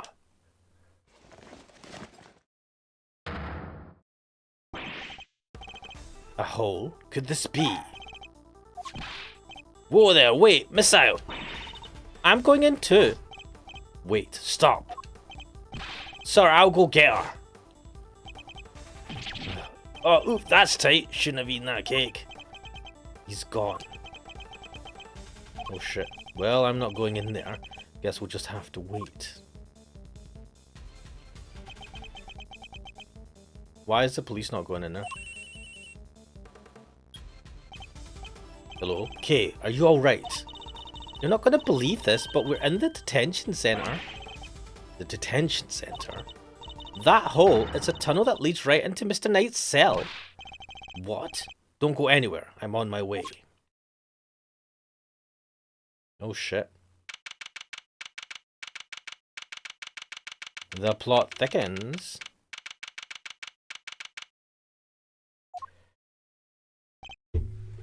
Okay. Hey there, Mr. Edgeworth. Guess you could say we made a breakthrough.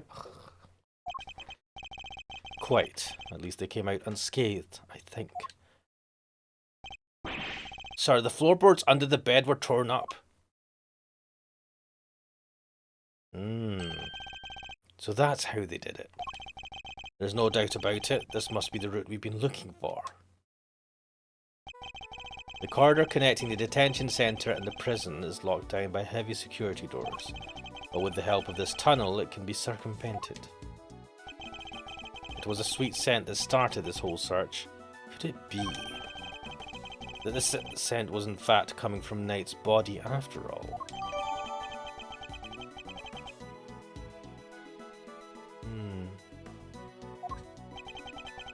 Incidentally, Knight's body was covered in dirt that might have come from being dragged through this tunnel. Okay, what was it like down there?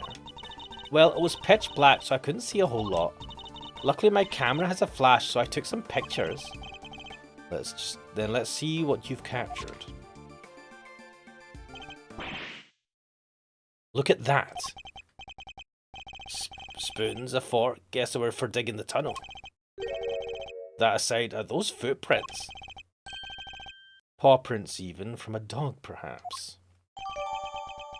Tunnel prints data jotted down in my organizer.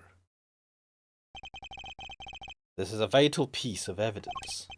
However, it begs something of a question. It does? Mr. Carcerato has certainly been making use of this tunnel, which means... Detective, we need to find out where Mr. Carcerato is immediately. If my suspicions are correct. Huh? Aw, nuts! Has he escaped? The guards were alerted and they began searching for Mr. Carcerato right away. But after a thorough investigation of both the prison and the detention centre, he was nowhere to be found.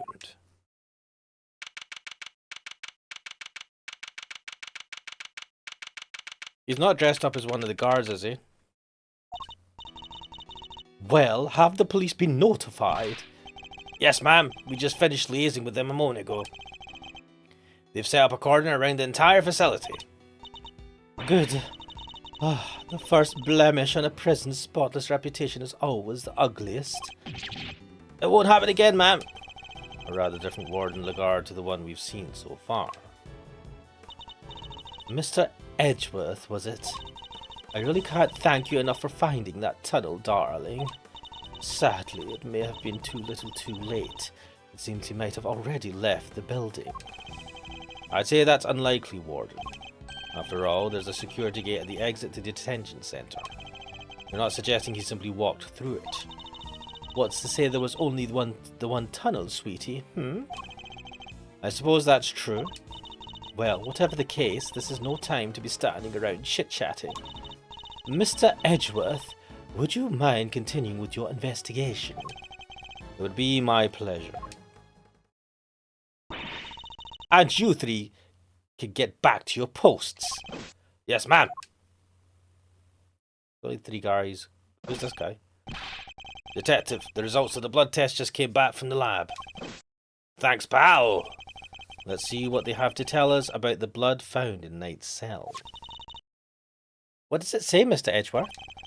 They've identified the blood and it's Knight's. White floor data updated in my organizer. Nice job, everybody. Teamwork makes the dream work, huh? We've got Knight's blood in his holding cell. A tunnel a dog clearly went through. And security footage showing Knight being attacked by the dog in his cell. Case closed. We have all the evidence we need. Let's see what Mr. Canis has to say for himself. A Canis? Oh, darlings, are you sure? Do be careful around him, won't you? He's as well connected on the outside as he is in here. I suppose he would have to be. How else would the so-called fixer stay in business? The police have been trying to track down his accomplices for the longest time.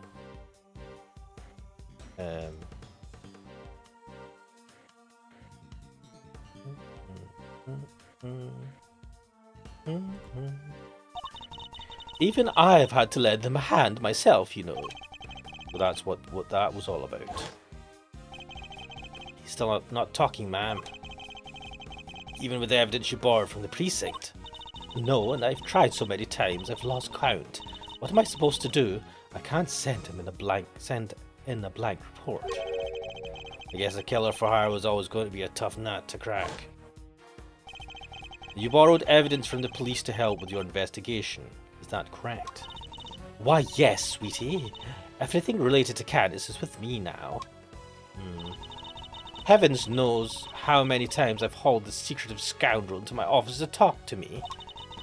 But no matter what I say or how much evidence I present him with, he simply won't say a word. A prison warden conducting interrogations herself. That's irregular, to say the least. Let your guard down and he'll devour you whole. Be careful, darlings, you have been warned. Wait a minute. I wonder. If he's... Could it be the warden that's working with Candace? Is that why she's wearing this big puffy jacket? Is it so that she can, like... bring stuff in for him? Ooh-wee, and here I thought things couldn't get any spicier.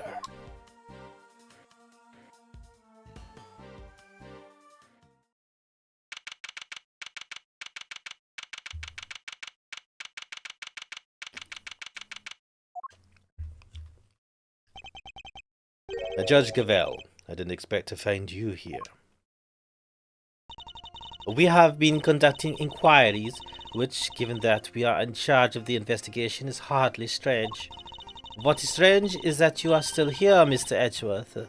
I gave you a warning, did I not? I told you that your badge was at risk should our paths cross again, and yet here you are. I am sorry that you thought that I might be so easily discouraged, Your Honor. But I am not about to let the truth slip from my grasp. No matter what you or the committee might say. I am here to present a certain someone with evidence that you yourself should have uncovered. You have more business with me, I take it, Mr. Edgeworth. I do. I promised I'd be back to prove that you were the killer, and here I am. This should be amusing. Very well, whenever you are ready. Objection! Not so fast. We have some truths of our own to share. First-rate deductions, in fact. Indeed, we are now more certain than ever that Simeon Saint was the murderer, and that only he could have moved Mr. Knight from his holding cell to the prison proper. We shall prove this to you beyond a shadow of a doubt. But first, a question. Are you quite determined to continue on this course, Mr. Edgeworth? Should you fail to rebut our deductions, there will be no going back. Your very career hangs in the balance. What? You mean you'll take his badge if you don't like how this goes? That's intimidation. Not at all. If anything, I am showing him mercy. This is not Mr. Edgeworth's case. It never was. And I am under no obligation to hear him out. If he prepared to accept the potential ramifications of his actions, I will allow him one last chance. Well, are you truly willing to take the risk to put your beloved badge on the line? Mr. Edgeworth? Sir! I accept your terms. I am confident of my reasoning, and what's more, I am representing the firm of Edgeworth & Co., and I do not intend to besmirch its name. Damn. My duty will be done, and I will not be intimidated. Very well, let's see whether you are brave or simply reckless. By the power vested in me by the almighty goddess of justice, let this judgment commence. Eustace, if you'll allow me. Heh, fine by me. He's all yours, Gavel. Oh shit, we're doing this thing. Bruh. You are aware of the incidents involving Mr. Knight the day before yesterday, I assume? He assaulted an innocent guard and stole his keys. Later, in the middle of moving a large animal cage, Mr. Sen stopped by Mr. Knight's cell for a little visit. That's when Mr. Knight stole out of his cell using the keys he'd stolen. He slipped into the cage, and there he hid as he was wheeled to one of the prison workshops. It figures she was going to bring up Mr. Saint going to Knight's cell. Yesterday, after you so kindly made us aware of the security camera footage, we decided to take a look at it ourselves. Perhaps you would like to see what we found. This is a still from the footage we received. Mr. Saint speaking with Knight at his cell. Correct? You will also note that he has positioned the cage in such a way as to obscure the camera's view. It is this blind spot that Mr. Knight exploited in order to enter the cage undetected. A sound deduction based on what can be observed, wouldn't you say? A blind spot, which means the camera wouldn't have been able to capture the moment Knight entered the cage, if he did at all. So it's still possible that he didn't actually leave his cell at this point. I don't get it. Why would Mr. Knight want to hide in the cage? There is really only one possibility. He intended to escape. A prison break? That's so cool. Mr. Carcerato, Mr. Knight, everybody's doing it. I have to step up my game. What the fuck? Okay, now is really not the time. Mr. Carcerato's escape is no laughing matter. It is my belief that Mr. Saint helped Mr. Knight with his escape attempt. That is to say, he was his accomplice. Wow, go Simeon. That wasn't a compliment. I understand that the cage was briefly taken to one of the workshops. I imagine that had things gone to plan, Mr. Knight would have remained in the cage until after the show, and then removed from the premises along with the rest of the circus's equipment. Unfortunately for Mr. Knight, Mr. Saint had other ideas. He killed his friend in cold blood. Judge Gavel's arguments seem reasonable, but there must be a fault in her logic somewhere, and I'm going to find it. Rebuttal. Right, let's see. You are aware of the incident involving Mr. Knight the day before yesterday, I assume? I mean, yeah. Let's press. Hold it! Your Honor, about this incident. You have heard about it, of course.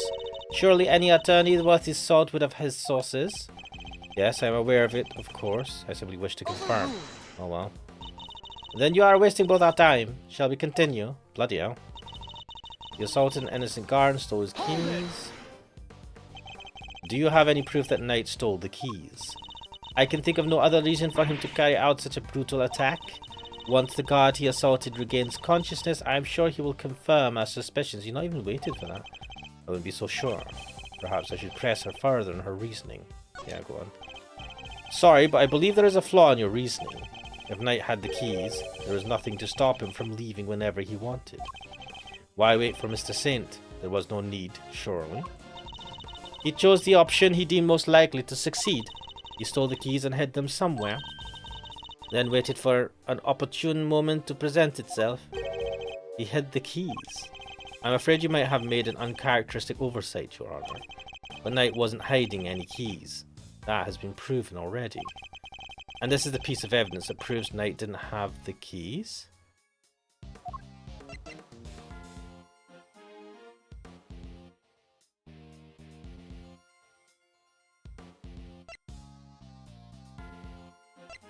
Take that! Since you know about the incident, I assume you must already know this, but after the assault, the guards searched both Knight and his cell and no keys were found. And if the whereabouts of the keys cannot be proven, then neither can your theory. I have considered the matter of the missing keys, and I do not think it is such an issue. I still believe he had them. After all, the guards only stated that they were unable to locate them. And this is because they were cleverly hidden inside the pocket chess set. Knight's chess set, the same set in which the murder weapon was also allegedly hidden. Was it? I can't help but wonder about that. What? But you're the one who proposed it. Actually, if you recall, that was Eustace's assertion. So the two of them aren't of one mind on this, I take it. Allow me to restate the facts. Mr. Knight hid the key he stole from the guard inside his chess set. When Mr. Saint came to see him, Mr. Knight used the keys to open his cell and climbed inside the cage. He was then moved from his holding cell to the workshop in the prison proper, all with the help of his friend and accomplice. Had things gone according to plan, he would have been taken out of the facility after the show. But they did not. Instead, his accomplice murdered him while the show was taking place in the yard. Objection! But Mr. Saint was part of that performance. How would he even have the time to commit the murder? Overruled. How indeed? Allow me to explain. As you know, many stage performances follow a set narrative. Yesterday's show was one such example. She's done her homework, I see. The suspects played the role of the antagonist opposite the elephantine heroine of the show. In the latter part of the performance, the heroine love prevails and the villain is defeated. This victory is depicted in a very unique manner, whereby the villain is sent flying from the stage by the heroine. He's sent flying by the elephant. Isn't that dangerous? Having been ejected from the stage in this manner, the villain no longer appears in the performance. In other words, the suspect did not appear on stage for a period of approximately 15 minutes. And you're saying the crime took place during that time? Yes, I'm afraid so. After all, it's more than a sufficient window, wouldn't you say? Objection! Committing the crime and returning to the stage in that short 15-minute window is only possible, assuming that the murder took place in the prison proper. But in fact, Your Honour, the real scene of the crime was Knight's cell. I seem to remember telling you that I would not accept that part of the security footage into evidence. Objection! And you won't have to. I have proof of a different kind. Very well. Would you be so good as to present it? What proof do you have that the murder took place in the victim's holding cell? Take that! This appears to be a photograph of a floor. Almighty Goddess of Justice, grant me patience. What? That floor you're so dismissive of, Your Honour, has traces of Knight's blood on it. Oh wow. Traces, you say? Is this evidence reliable? After all, I don't believe you have access to the necessary forensics operatives. Objection! I have my resources. A certain blunt instrument, you might say, but a reliable one. The detective, how very unfortunate for him. Perhaps before you decided to circumvent the law, you might have considered that the committee's influence extends to the police. Ha! Oh no, now Gummy's badge is on the line too. Forgive me, detective. I didn't mean to put you at risk as well. Oh well. I will enter the fact that Mr. Knight's blood was found in the holding cell into evidence. However... Objection! Bad luck, idiots. You're really on the edge now, Mr. Worthless. This guy fucking pissing me off. It sucks. Mr. Winner, I'd forgotten you were there. It was nice while it lasted. I just butted to tell you that your entire argument is one big inconsistency. You showed us camera footage of a dog killing Mr. Knight in this cell. Are you saying the mutt also wiped the blood up before it left the scene? Uh-oh, he has a point. What other tricks can it do? Huh? A blood-wiping dog? You're a joke. You'd have wiped that blood up, wouldn't you, boy? Yes, Helmet. Yes, you would. What? Wait, why is he implicating himself? That was one of the tricks I taught him before our work together was so rudely cut short. He's a very tidy boy, you know. Never misses a drop. It wouldn't do to leave any evidence after all. Saved by an assassin of all people. Jeez Louise, you could have just taught the little guy to shake hands. Oh, he does that marvelously too. Although the way I taught him to do it is somewhat unorthodox. First, he bites down hard on the victim's hand, then La la la la la la la. I'm not listening. I see. Very well then, Mr. Edgeworth. It seems you may have gathered some evidence worth considering. Your understanding is much... Wait, I'm not done yet. I just thought of something else. Shut up. Overruled. Ooh boy, somebody's taking no prisoners. Eustace, would you be so kind as to allow me? All yours, Gavel. Well, do you accept the truth now? The crime took place in Knight's holding cell, and the assassin's dog was the killer. My position is the same as it was yesterday. Until you can explain how the dog moved between the prison and the detention center, I cannot accept your theory into evidence. I thought you might say that, which is why I'd like to show you something else. This piece of evidence shows how the dog could freely travel between the prison and the detention center. Take that! Oh, this is? It's a secret passageway. It runs beneath the prison. What? Yeah, get up, you. A secret passageway? It was dug by one Mr. Rocco Carcerato, escapee. It leads from his prison cell to a certain holding cell in the detention center. Yes, the very one where the victim was being held. Well, this is certainly a surprise. To think that it was beneath our feet this entire time. Mr. Candace, you knew of this tunnel, didn't you? Because it's the same tunnel that was used to carry out the murder.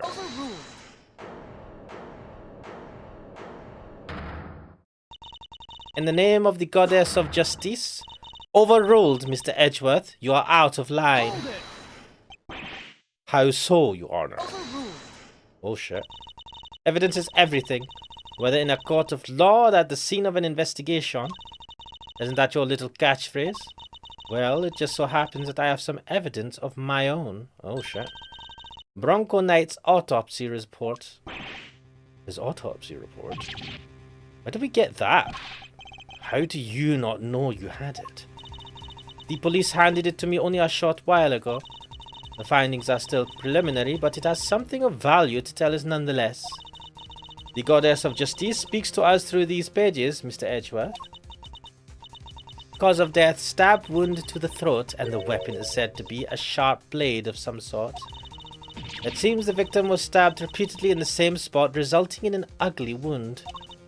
As such, the police have yet to identify the exact shape of the weapon, but its overall nature seems to be beyond question. It is a bladed metal instrument.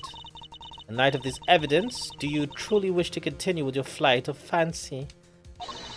Or will you now claim that the dog used a knife instead? Oh, but that's impossible. Impossible! That will be all. The court is adjourned. Get fucked. But the tunnel, the paw prints. What of them?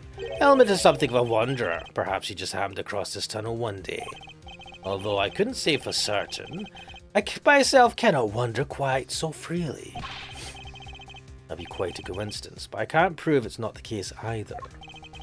She sure knows how to keep a secret, huh? Kinda wish she'd kicked us in the teeth a little earlier with that. She was baiting me, waiting for the perfect moment to crush me with that autopsy report. Damn. And I fell for it, hook, line, and sinker. You are lead attorney for the defense, correct, Mr. Fender? This is the interim autopsy report in question. I do apologize for the delay. Yeah, no sweat. Thanks for hooking us up. Autopsy report data jotted down in my organizer. Yep, this all checks out. Yep. Mr. Fender, a handshake is not necessary when receiving official court documents, you know. So please feel free to let go of my hand. It's not a holy relic after all. Bloody hell. We'll just try to be friendly, Your Honor. Why you always try to be friendly with women, eh? Had you lingered a moment longer, the goddess of justice would have spoken to you through my gavel. Oh, right, I got it. Yeah, fucking make boundaries. What's wrong with me? Nice work, Gavel. Just like we planned it.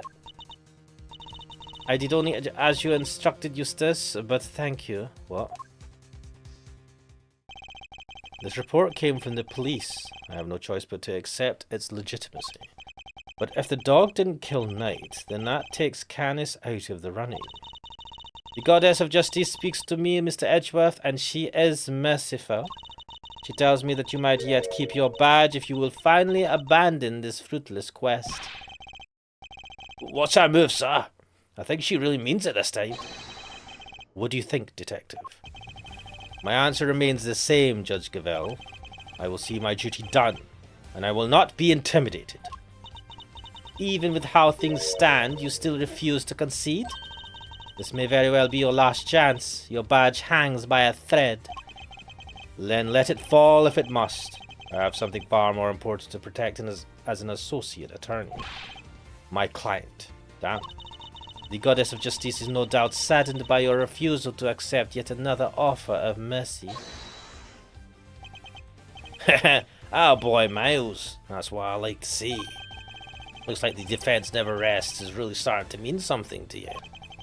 Credit to your old man, though. He's the one who said it first. My father. In fact, I could swear I saw Gregory spirit in you for a second there. You said that you've changed since your days in Von Karma's shadow. I didn't believe you at first, but I'm starting to. Thank you, Fenrir. Alright, kids. This is where the rubber really hits the road. Put your thinking caps on. It's make or break time. If it's true that Knight was offed with a bladed weapon, does our whole case really fall apart? A bladed weapon? Of course! There were 5 chisels in Canis' cell when we last looked. A former assassin certainly wouldn't struggle to commit murder with a tool like that. In which case, the weapon that killed Knight was a chisel. Have you quite finished? It would be in your best interest to Evidence is everything. It may well be my little catchphrase, but it's also true. So the murder weapon was a sharp blade. Then where is it? The guards didn't find it. Why can't you let this go? So what if they didn't find it? What are you driving at? What if I were to tell you that I now know what the real murder weapon was? And it was right under our noses the whole time. Indeed. It was one of Mr. Canis' chisels. What? Overruled. I would advise you to stop bombarding us with your irresponsible half-baked theories, Mr. Edgeworth. You have repeatedly insisted that Mr. Knight was killed in his cell by a dog. I simply go where the evidence takes me, both in the courtroom and at the scene of a crime. If the murder weapon was in fact a chisel, then yes, the murderer could not have been the dog. But that begs the question of what exactly it was we saw in the security footage. Oh yeah, the security footage? How do you explain that, Mr. Sparrypads? An excellent question. The footage shows...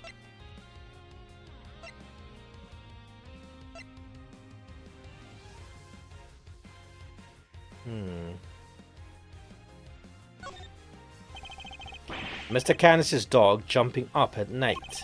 The dog attacked Knight, but he didn't kill the man. He didn't? No, Knight was merely knocked out. The dog didn't drag a corpse through the tunnel. He dragged an alive but unconscious Knight. The real killer was the dog's master. Ooh, I get it. By bringing Knight here, Mr. Canis could finish the job. And he could definitely use one of his chisels to do it. Correct. You, Bodhidharma Canis, you're the only one who could have done it. Objection! Hey, Mr. Edgeworth, you ever get this on your report card? Refuses to listen. Must learn to respect others. Are you asking me or confessing to what's on yours? We already searched Mr. Canis' cell from top to bottom, right, Gavelle?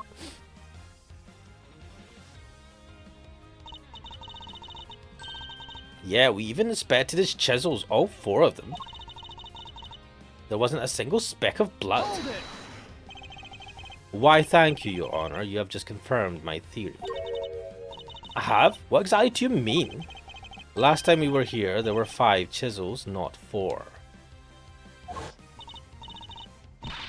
Oh yeah, I remember counting them. Definitely 5.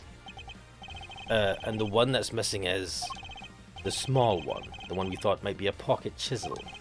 Mr. Canis, where did you hide that chisel? A pocket chisel? And what use might I have for such a thing? I am rarely allowed to leave my cell. In which case, you shouldn't have had the chance to dispose of the weapon. You've dug your own grave, Mr. Canis. You seem to have an idea where this missing chisel might be, Mr. Edgeworth. Would you enlighten us? Wait, what the fuck? For a man who can't leave his cell of his own volition, Canis could only have hidden the chisel here. Not in the cells. In maximum security. Take that! Mr. Canis is still a prisoner despite the comfort he enjoys. He is rarely allowed out of his cell. He could have given the chisel to his dog to leave somewhere, but that would have been far from ideal. He would have no way of guaranteeing where it might end up. Intriguing! Do go on, Mr. Edgeworth. Furthermore, this room is the one place where a bladed instrument wouldn't raise an eyebrow. 4 chisels, 5 chisels, who's counting? A fact he took full advantage of. Ah, the old keep the incriminating evidence close routine classic. Objection! But I searched the whole cell myself, and there's just nowhere he could have hidden it. Objection! I am certain that the murder weapon is here, and that the reason why no one has found it yet is because it was hidden in such an ingenious manner. Do enlighten us, Mr. Edgeworth. What was my ingenious plan? Think, Miles. There must be a hiding spot he could make use of. Think about when you came here previously. What are you missing? What was here previously? Oh shit. He's not showing us out permanently, right? Let's get out of here. Come on.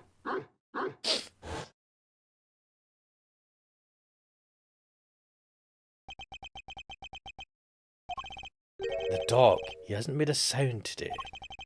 When we were here before, he barked and growled repeatedly. Canis even encouraged him to do so. That must be it. I knew something was off.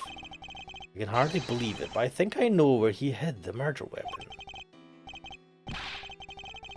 Giving up already? I expected more of you, Mr. Edgeworth. Hold it! As well you should, if you would give me a moment. For this piece of evidence shows where you hid the murder weapon.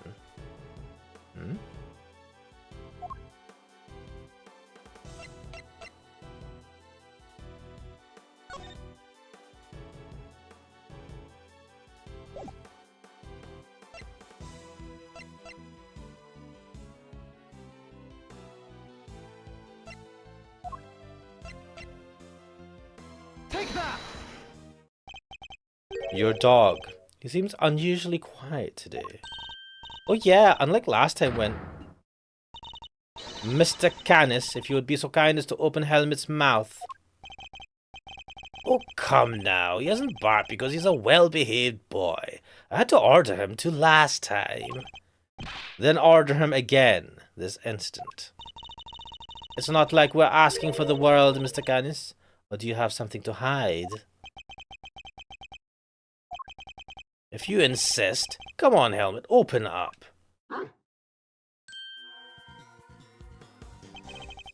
And there we have it. A chisel that small was easy. What? A chisel in the dog? Why is there a chisel in the dog? I thought he'd been strangely quiet. I guess his brain is finally caught up. Eustace? Why don't you be a good boy and call forensics? Tell them it's urgent. Okay.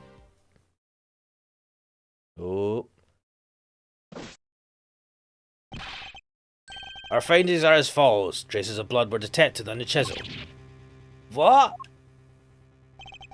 Not such a half-baked theory after all, was it? Alright, so we're all on the same page here. This is our murder weapon, yeah? The forensic evidence cannot be ignored. We have no choice but to concede that this is most likely the case. Chisel data jotted down in my organizer. What? Mr. Canis, in light of the discovery of the murder weapon, the court demands that you explain yourself.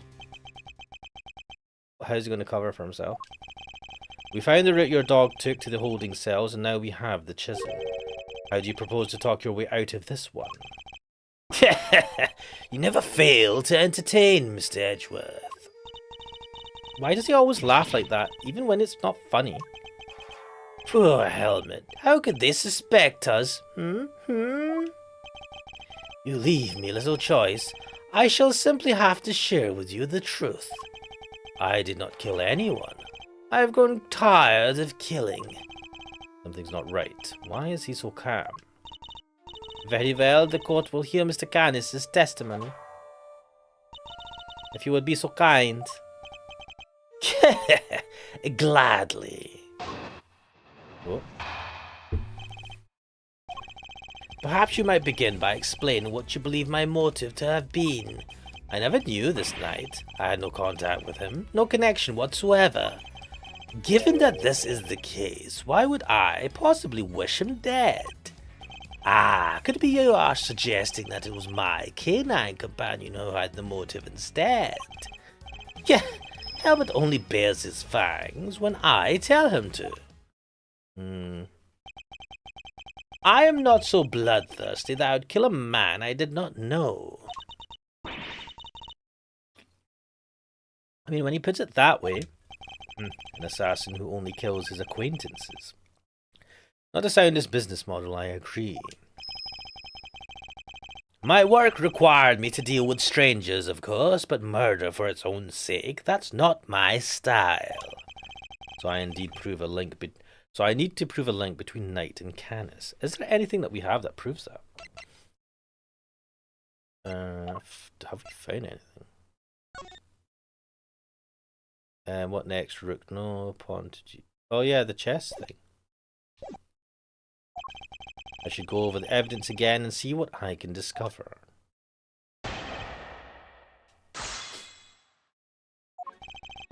Perhaps you might, by explaining what you believe my motive to have been. I never knew this knight. I had no contact with him, no connection whatsoever. Hold it! You didn't know who he was. That's quite unlike you, Mr. Canis. You overestimate me, Mr. Edgeworth. Perhaps you had a harder time putting me in here than I had realized, but I am no master criminal. That said, you are no run-of-the-mill prisoner either. You're the fixer, correct? I find it highly unlikely that a man in such a position would have no knowledge of the new detainee at all. Yeah, then you have a rather inflated idea of my position. I have my connections, yes, but I'm not all-knowing. And I knew nothing of Mr. Knight. Given that this is the case, why would I possibly wish him dead? Objection!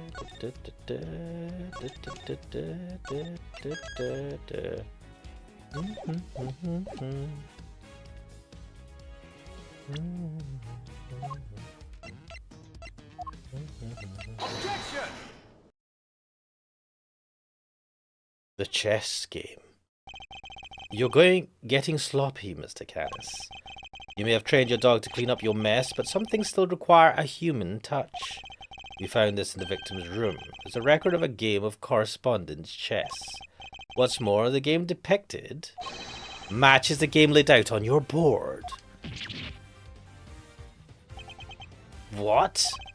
The number of possible games has been calculated to be 10 to the power of 120, and that's on the low end. Wait, so that's a 10 times 10, 120 times over, right? 1,000? I give up. I mean, what do you even call a number that big? A vanishingly unlikely coincidence, that's what. Now, tell us why you killed Knight. Unless that is, you would prefer to explain the coincidence. Heh. Well, they do say that truth is stranger than fiction. It is, as you say, a coincidence. But that's totally impossible. We just proved that. A coincidence of a different kind, child. I never imagined my correspondent was the victim, you see. And yet here we are. Helmet is as surprised as I am. Aren't you, Helmet? Yes. Yes! I was playing correspondence chess against Canis. I suppose there's nothing for it but to finally tell the truth. Boy. The other prisoners had all gone to the yard, you see. There was a show of some sort, I believe. Here I was, minding my own business, when in comes Helmet dragging a corpse of all things. Kyah! I had quite the shock, not least because the murder weapon was still in the poor fellow's neck.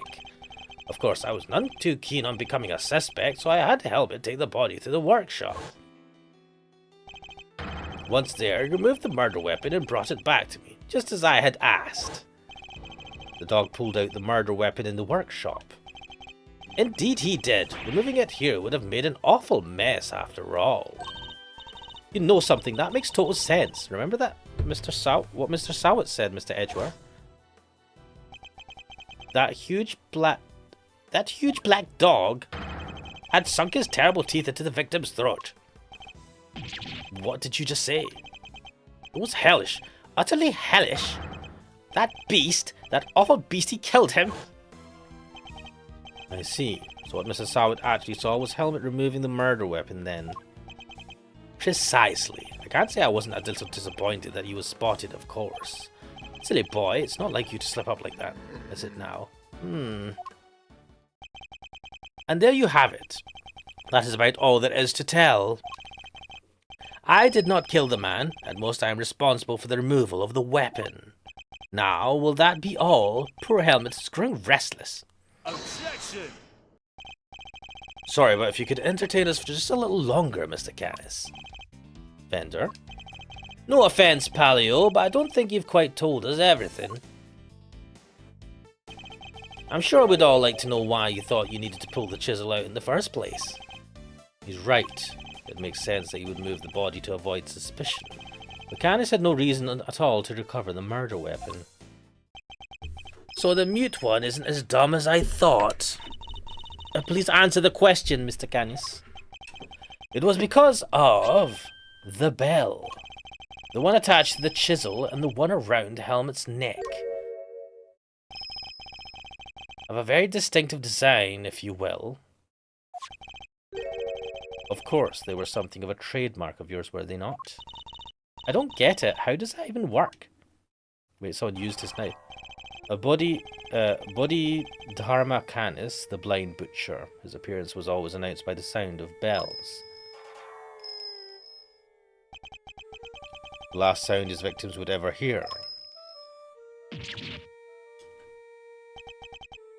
Yeah, you flatter me. Though it's been some years since you last saw one of them, you remember them well.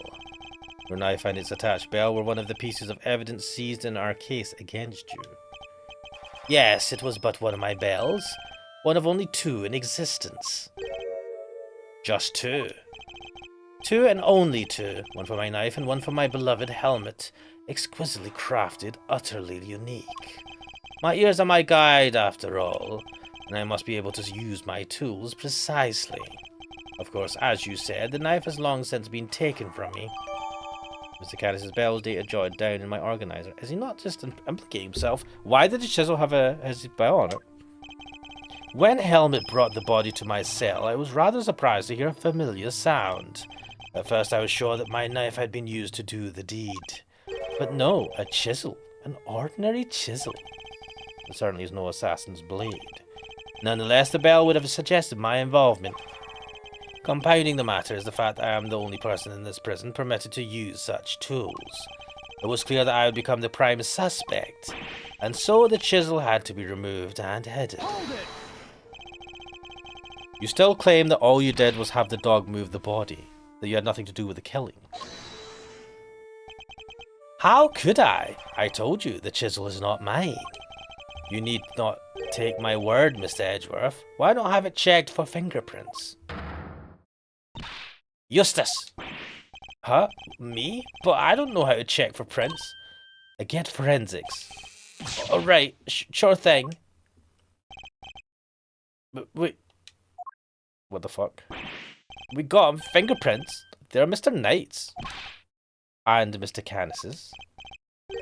No, just Mr. Knight's. Oh, and forensics said there's no sign of any prints having been wiped off. Damn. Only Knight's fingerprints. This isn't good. Should I get them to check again? Yeah, now do you see? I have never so much as touched that chisel. Helmet carried it in his mouth, that is all. Therefore, any prince must belong to whoever had it last. Ah, shit. So the murder weapon belonged to the victim. Ooh, that's not helpful. As I said, I have not touched the chisel. Therefore, I cannot be the killer. Or do you wish to suggest otherwise? I've got nothing to counter with. But what could this mean?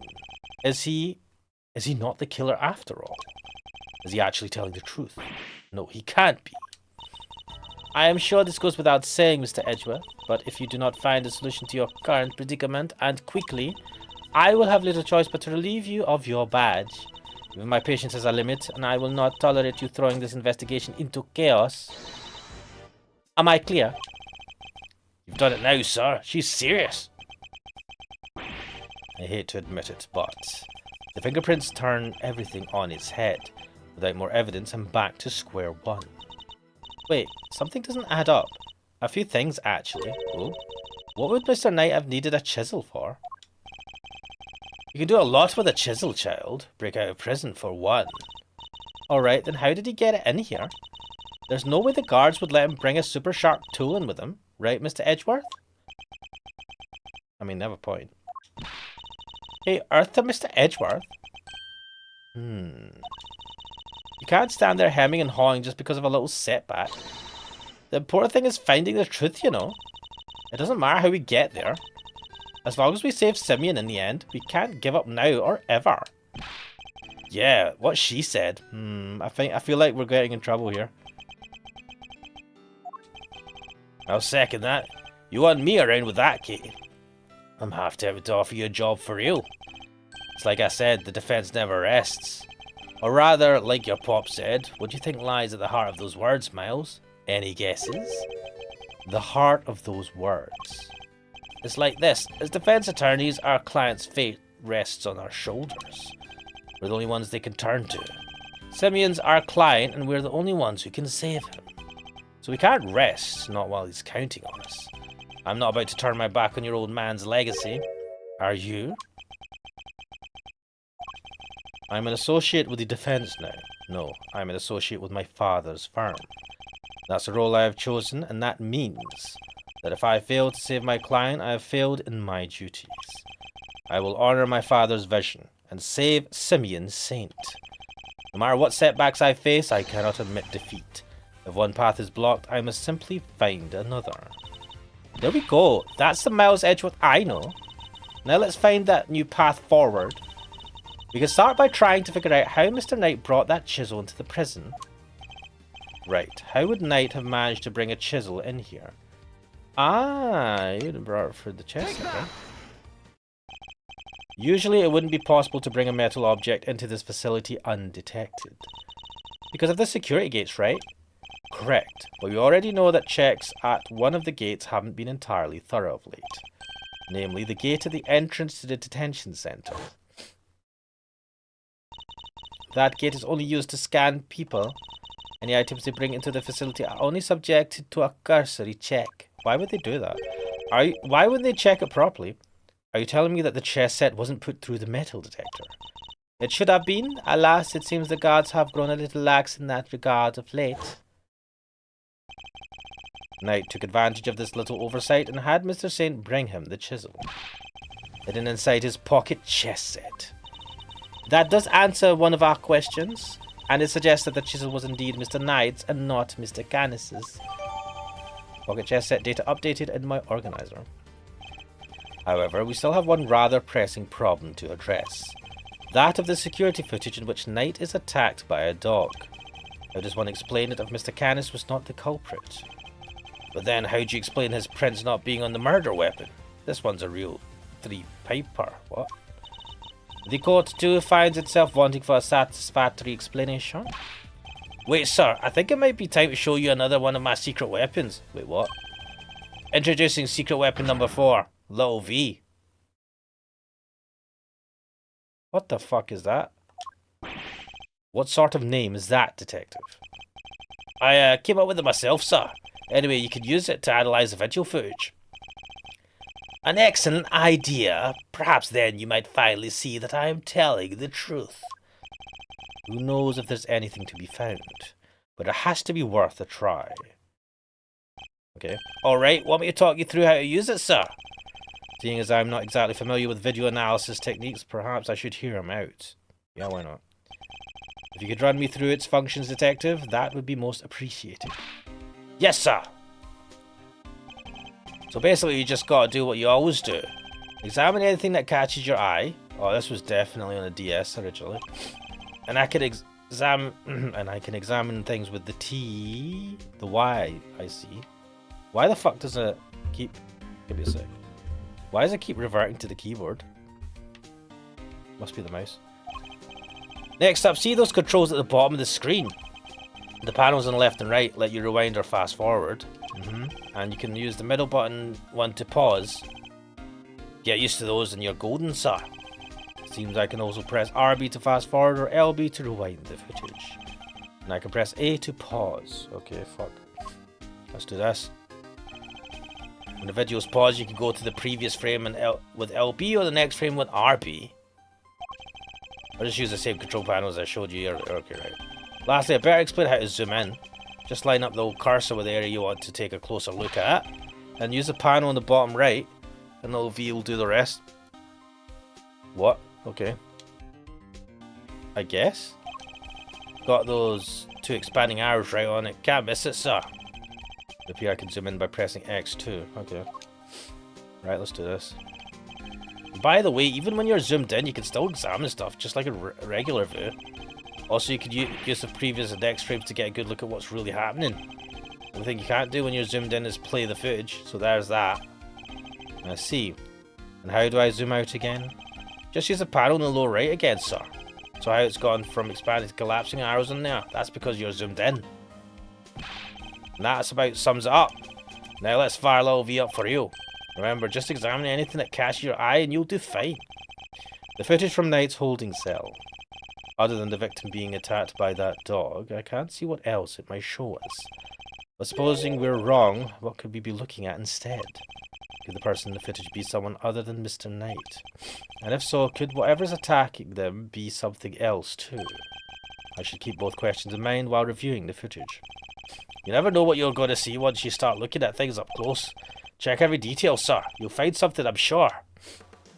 Let's do this. What in this footage seems odd? Right, so we've got this. How do I fucking pause? A? What was A? No, that's not what I wanted to press. Let's zoom in his eeks.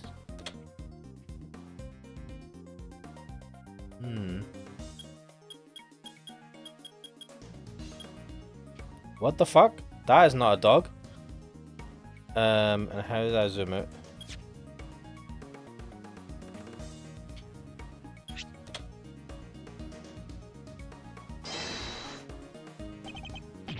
Wait, that's... What is that? Is that the bear? Oh shit. I suspect we may have made a critical error of judgment. What we're looking at here is no dog. This animal is... It's the bear painted black. That's not a dog, it's a bear. What? So the paw prints from the photo I took were not canine, but ursine. Ursine. Tunnel prints data updated in my organizer. A bear? So could that mean... Yes, I think it could. After all, who else do we know with such a pet? And if we were mistaken about the creature in the footage, it's not inconceivable that we were mistaken about the person in the footage too. Maybe there's something in there that could prove it, sir. Something that shows it wasn't Knight. You're right, we can't see the person's face, which means a direct identification is out of the question. But perhaps there's something that can tell us who they are indirectly. Indirectly, like the mirror? Yes, it's certainly worth a look. Oh, interesting. What's in the footage seems odd. So let's see. Oh.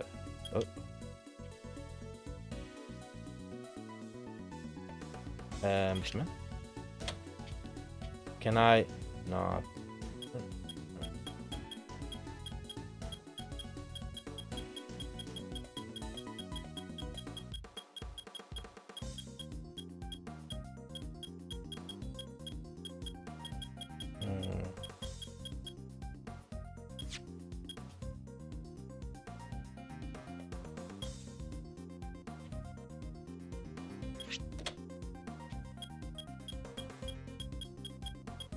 Do we get a good view of his face when the bear comes off? Ah, shit.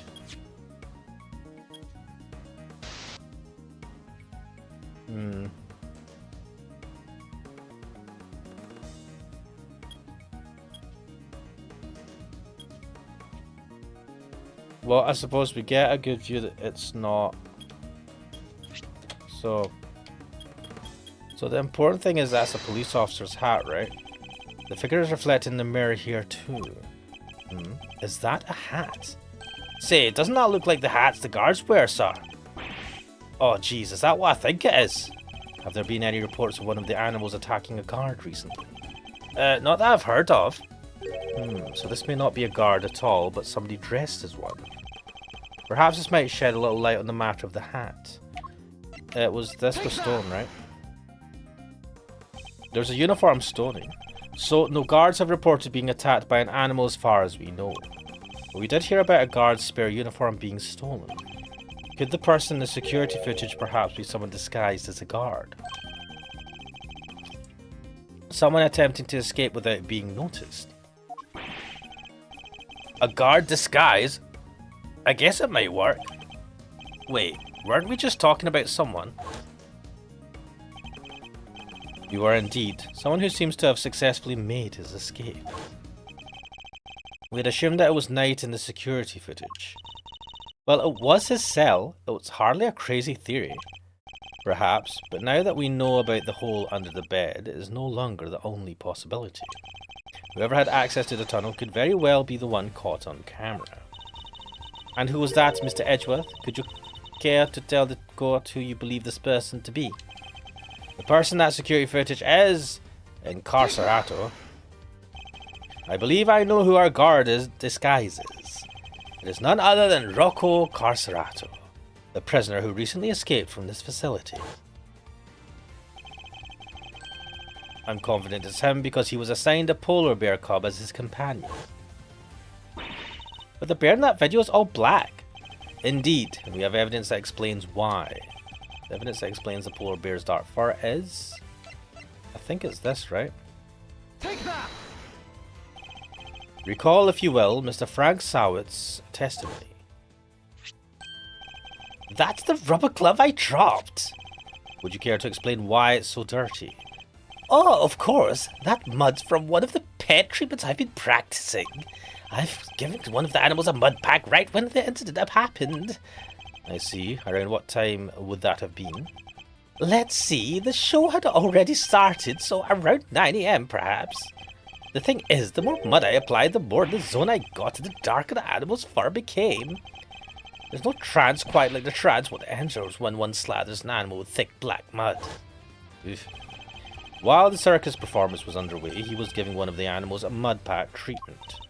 And that animal could have been, indeed, our polar bear. Mr. Edgeworth, your latest assertion simply introduces yet another contradiction. The footage from the security camera. I fully understand, Your Honor, and your doubts are entirely justified. Mr. Sowitt mentioned applying the mud pack while the circus performance was underway. And this does indeed introduce a new contradiction concerning the security footage. It does? Yes, let's put it this way. When would you expect the footage to have been recorded, Kay? If it was taken right after you applied the mud pack treatment, it should have been around 9 AM. In which case, something isn't right about the footage. What? Really? And what's that? What new contradiction does the security footage introduce relative to when it was recorded? It was 6:40.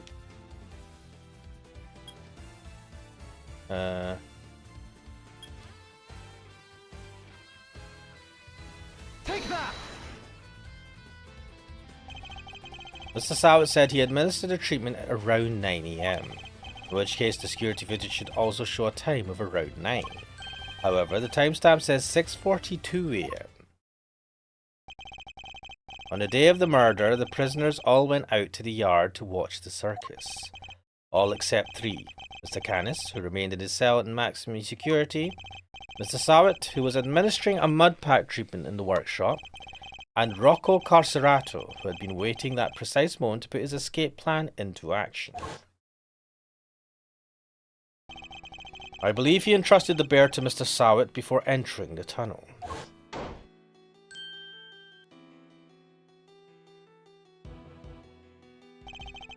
And the bear then slipped out of Mr. Sowett's grasp to run after its human.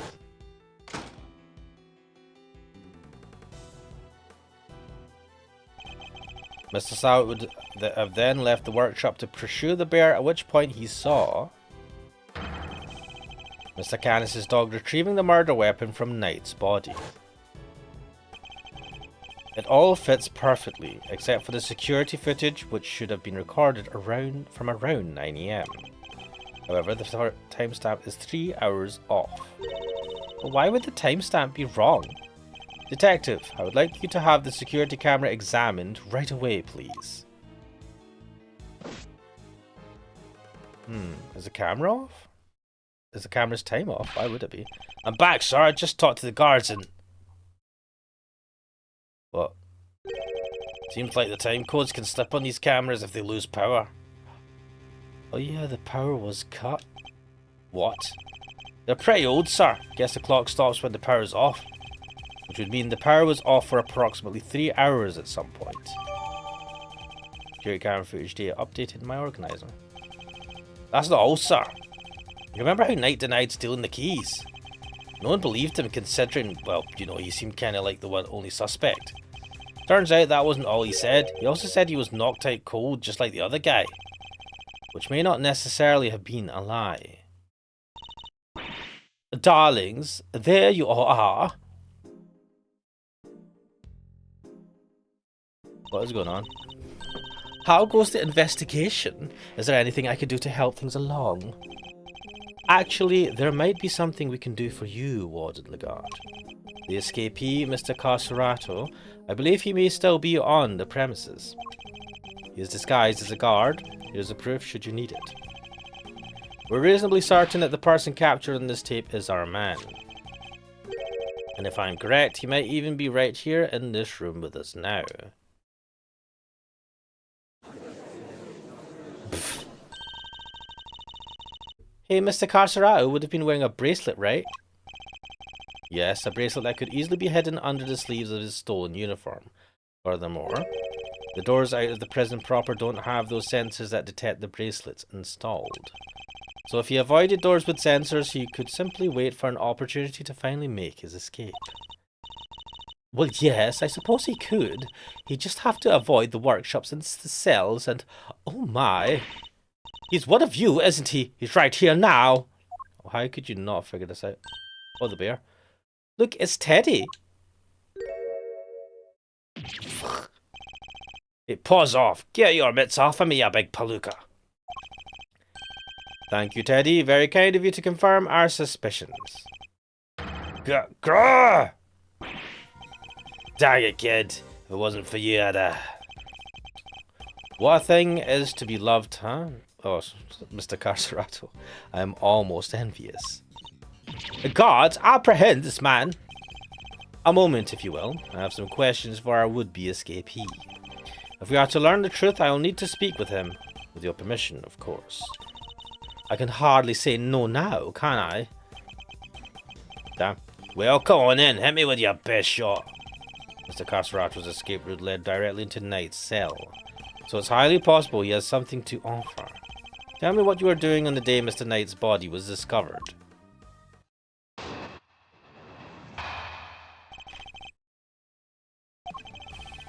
So you guys are. You're the ones who found my secret getaway tunnel. You know how long it took me to dig that freaking thing? I had me a guard's uniform, a whole dug and a plan in place, so I went for it on the day you found the guy. But then this little guy just had to come right after me. That sack of fur was covered in mud too. I had to go back to a cell. Ugh, I would have gone away with it if somebody hadn't offered Knight and brought you bums down here. You claim to have dug that tunnel just now. How exactly did you do it? How? Used everything I could get my hands on, see? Hammers, spoons, you name it. Spent every dime I had on this cockamamie fixer. What do I go show for it now, huh? Do not be disheartened, friend. Tomorrow is another day. There's an outside chance Mr. Carcerato and Knight met face to face just before Knight's death. I should see what other details I can extract from him.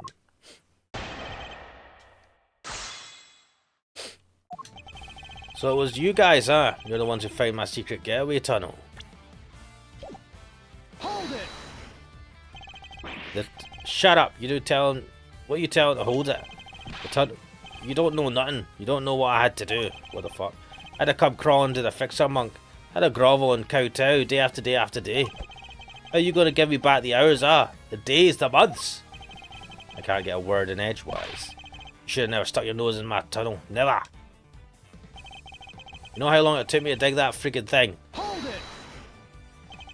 So the tunnel was all of your own work. Every inch. You see anybody else in my cell when you thought it was there? That's quite an effort, even for an athlete. Yeah, now that I think of it, that is an insane amount of digging for one guy. Yeah, well, you don't even know the half of it, kid. But it ain't like I had a choice. Trust nobody and don't get caught. Them's the rules a con's gotta live by. Huh, you know, the rules of being a great thief are pretty similar. Okay, I'd rather you didn't start sympathizing with the suspect. I was just joking, Mr. Edgeworth. Ain't no stinking joke to me, you punks owe me. I had me a guard's uniform, a hole dug in a planned place, so I went for it on the day you found the guy. Hold it! The uniform, was that from the fixer too? Sure was. Heard he had some on one of the guards. Had the guy swipe it from a pal's locker. And were you wearing it when you were crawling through the tunnel? Nope. Would have got dirt on it. Had to hold on to it till I got to the holding cell. But once I was out of there all dressed up, opened the cell door should have been a piece of cake. Here we go, I think. Freedom beckons. And then the furball here jumps up at me. Which would be the moment captured on camera. I see. I'd be grateful if you could add that to your testimony. Once I was out of that tunnel and all dressed up, opening the cell should have been a piece of cake. Hold it! Opening the cell should have been a piece of cake, you say? Sure, and seems easy after drying yourself through a hole in the ground. And you are familiar with the layout of the detention centre even though you live in the prison. Why wouldn't I be? Ain't like I never been there before. If he's familiar with the detention centre, then he'd surely be aware that unlike the doors in the main prison, the holding cell doors are locked with actual keys. I'm sure Mr. Caserao would have needed that particular piece of evidence to make his escape. But then this little guy just had to come right after me. Hold it! When was it that you realised you were being pursued? Right when I'd gotten out of the tunnel. Right when I thought I was home free. Ugh. You didn't notice anything before that? When you were in the tunnel, perhaps? Nah, he wasn't around. I made sure of it. You know, the little guy would have been all over me like a rash if he had been. I was so close I could smell it. And then there he was, the little bum. Hey, don't you think you're being a little mean to your friend? Poor Teddy. I mean nothing. He rumbled me last time, now he's rumbled me again. Gets all over me. What am I supposed to do? Coming after me yesterday was bad enough. The sack for was covered in mud too. I had to go back to her cell.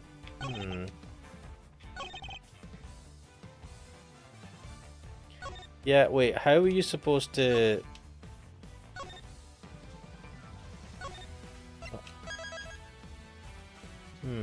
What the fuck? Oh!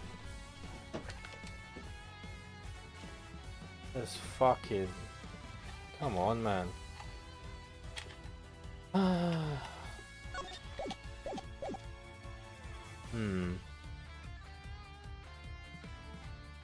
Why is this game slowing down?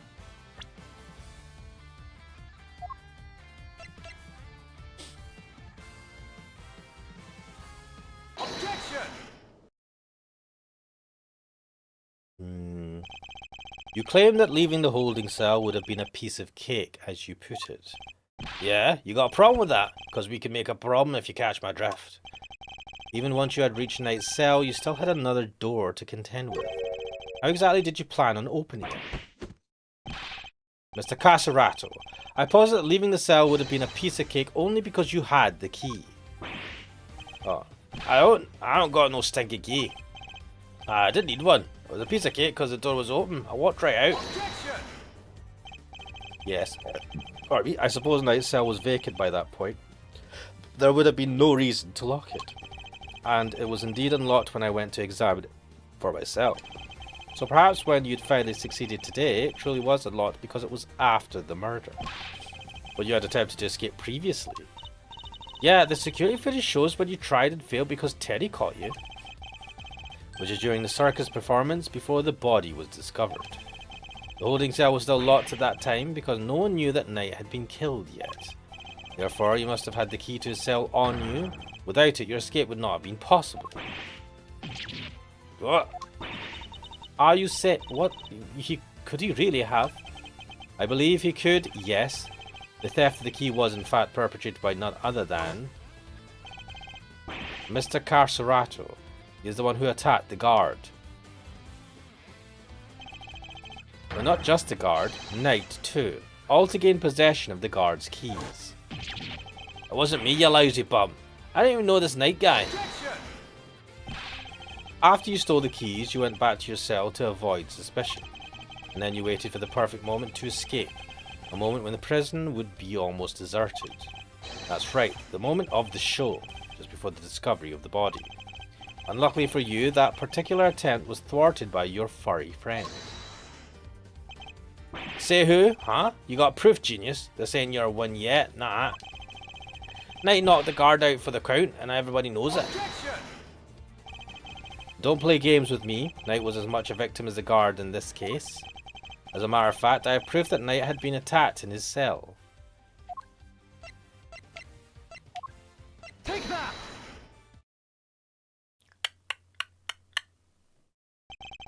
We found traces of Knight's blood on the cleanly wiped floor of his cell. What could possibly explain such a thing other than him having been attacked? And it was you who attacked him. You ambushed the both of them and stole the keys. Oh shit. Ah! He's punching himself. Why, what's with you, huh? That newspaper wiped that blood up good. Ain't no way you should have found it. Okay, but why did you think you had to wipe it up anyway? If they'd checked Knight in the guard's hands, they would have seen those two never came to blows. But that blood would give up the whole game. Ain't no way they don't figure there was a third man in the ring. Plus, once they started sniffing around on the floor, they'd find the tunnel in a heartbeat. So you wiped up the blood to buy yourself a little more time so you could wait for a better opportunity. Sadly, the opportunity you sought wasn't good enough to get you clear of the prison, it seems. Now, hand over the keys. Oh shit. Right in the kisser. Oh, the bear's running. Save the bear!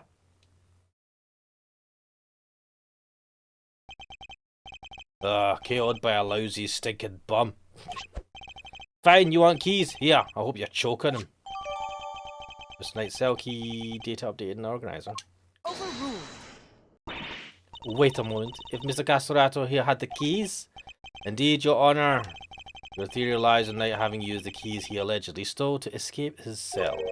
That was the only way he would have been able to enter Mr. Saint's cage and be moved to the workshop. Unfortunately for you, we now know that the theory cannot possibly be true. No! Yeah, I get it. Guess it's changing things up a bit, yeah? Now the only person who could have moved Knight's body is the one person who knew about that tunnel. No, you gotta be freaking... Mr. Carcerato, you're under arrest. Come quietly now, pal. Wait, you got the wrong guy? I didn't do nothing. Alright, fine, I knocked those two chumps out, and I stole the keys. But after that, I went right back to my cell and waited for my moment. Next time I went to Knight's cell, there was nobody around. And I mean nobody. Plus, his body was found in the workshop. They think I just magicked my way in there or something. I couldn't even have gotten out of my cell. Indeed, you only had the key to Knight's cell. You couldn't have left your own cell back in the prison. But Mr. Canis's dog could. What? It was not you but Helmet who moved the body from your cell to the workshop.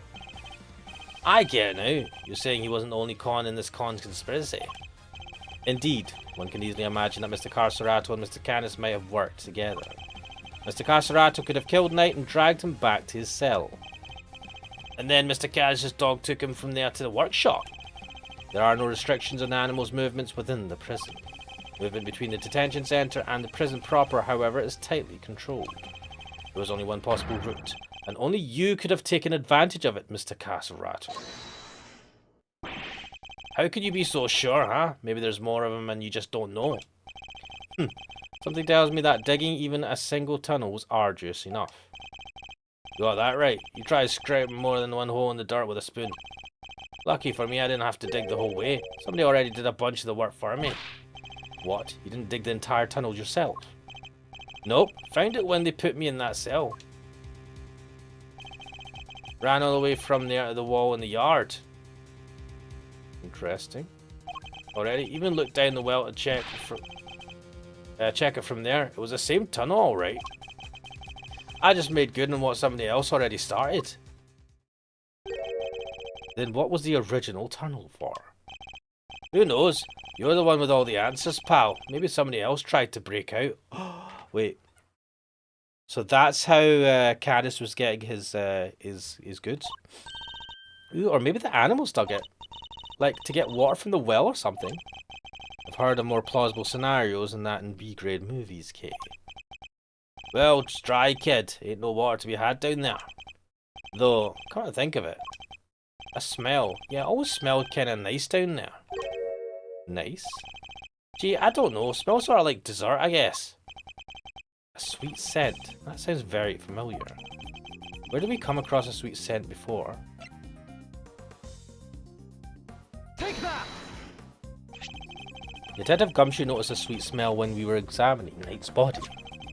With the help of a police dog, we followed the scent of the body and traced its route back through the prison. And that, Mr. Carcerato, was how we found your tunnel. Could that same sweet scent be what you noticed coming from the well? Very clever, Mr. Edgeworth. You mean to suggest that this is evidence of the body having been moved through the tunnel? I do. Furthermore, Mr. Carcerato, you're the only person who could have done it. Nobody else had access. You have our thanks, Mr. Carcerato. Truly. Finally, the truth comes into view. Now unburden yourself. It is time. Confess your role in this tragic incident.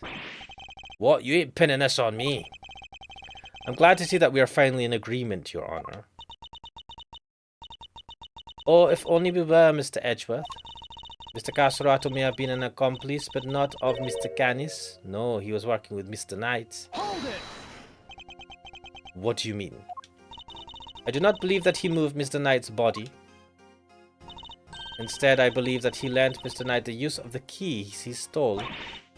You can't be kidding me. Granted, it seems likely that he attacked Mr. Knight, but that doesn't necessarily mean that Mr. Knight was knocked unconscious as a result. And what if he wasn't? What if he and Mr. Carcerato had reached a certain agreement? What kind of agreement exactly? Mr. Knight was plotting an escape for which he required a means of leaving his cell. And here was that precise means in the form of the keys Mr. Carcerato had just stolen from the guard. Mr. Carcerato himself would need to pass through Mr. Knight's cell in order to effect his own escape. Mr. Knight needed only to shout and alert the guards, and Mr. Carcerato's plans would be ruined. And so, the two struck a deal. Lady, the only striking I do is with my fists. My, still you deny it. So, we're agreeing that we still disagree. Mr. Knight had Mr. Carcerato unlock his cell so that when Mr. Saint arrived, he could escape into the cage. Mr. Saint was then able to move him into the prison proper, just as planned.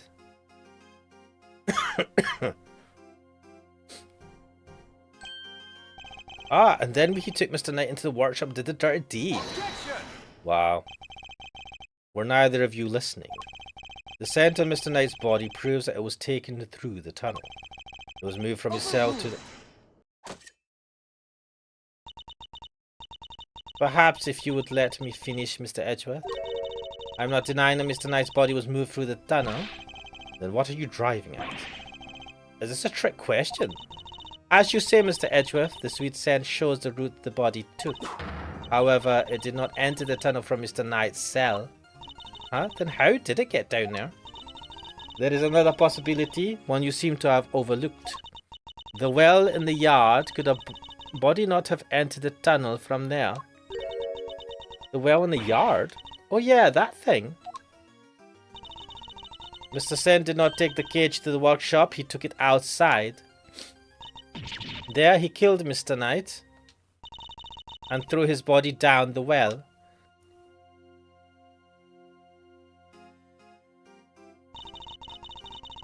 Mr. Canis's dog then dragged Mr. Knight's body here to his owner's cell from the bottom of the well.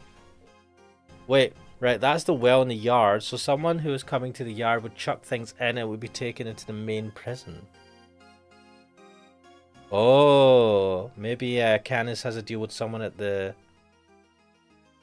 circus. On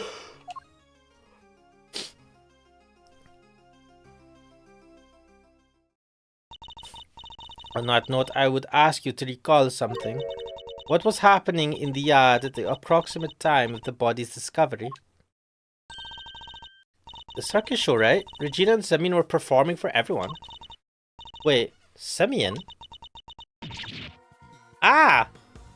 Evangelio Donut, welcome back to the stream. Ah, indeed. And so you see how it must also have been him who was disposed of the body. Judge Gavel is a truly formidable opponent. No, it can't work because do we have a picture of it? Oh, for fuck's sake. Because the bloody, the well has a net on it.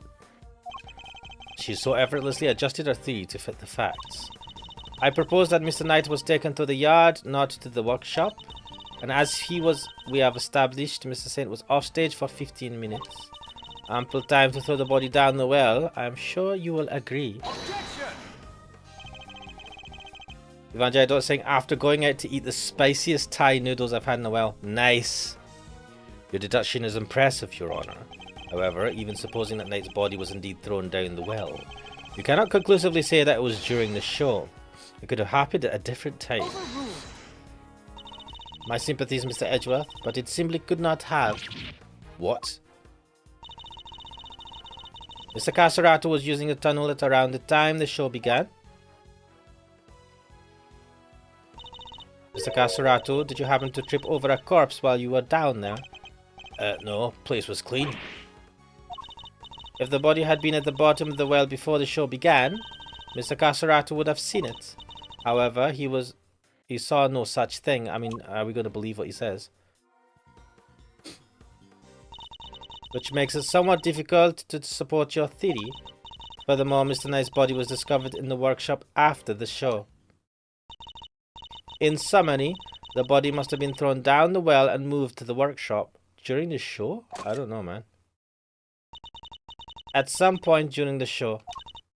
Tell me, who else could have done that but Mr. Scent? Ah, shit. What do we do now, Mr. Edgeworth? If the body did indeed enter the tunnel from the well, things don't look good for Mr. Saint. Still, Your Honor, your theory is still just that, a theory. And I posit that you lack the evidence to back it up.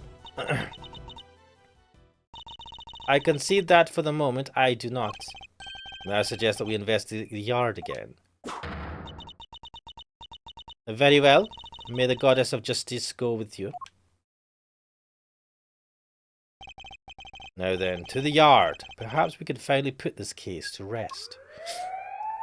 Wait, what the fuck's going on? What's that sound? Yikes, is there a fire? Did somebody else escape? Should we skip town too? What? Darlings, please. There's nothing to be alarmed about. By which I mean that's not an alarm, it's a dinner bell. Although I suppose it is rather alarming if you aren't used to it. It certainly scared the heck out of me. I'm so sorry, Sweet Pea. I hope you can forgive us.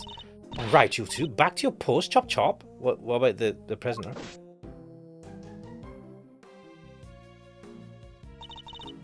And as for you, Rocco Caserato, it's time you went back to your room. Ah, fine. I get the picture. You know, come on, Teddy. We're out here. Is he not going to get penalised for trying to escape? Warden Lagarde would like to take one more look around the yard now. Oh, darlings, don't you have homes of your own to go to? The visiting hours are over, I'm afraid. Tomorrow, What? No, it's imperative that we investigate it right away. I think we've had quite enough excitement for one day, don't you? Murderers, escapees, so eventful. It's time, I guess, went home to Betty Buys, isn't it? Yes, yes it is. What the fuck? Come on now, darling. Don't make me bore you with all that I am the ward. This is an order nonsense.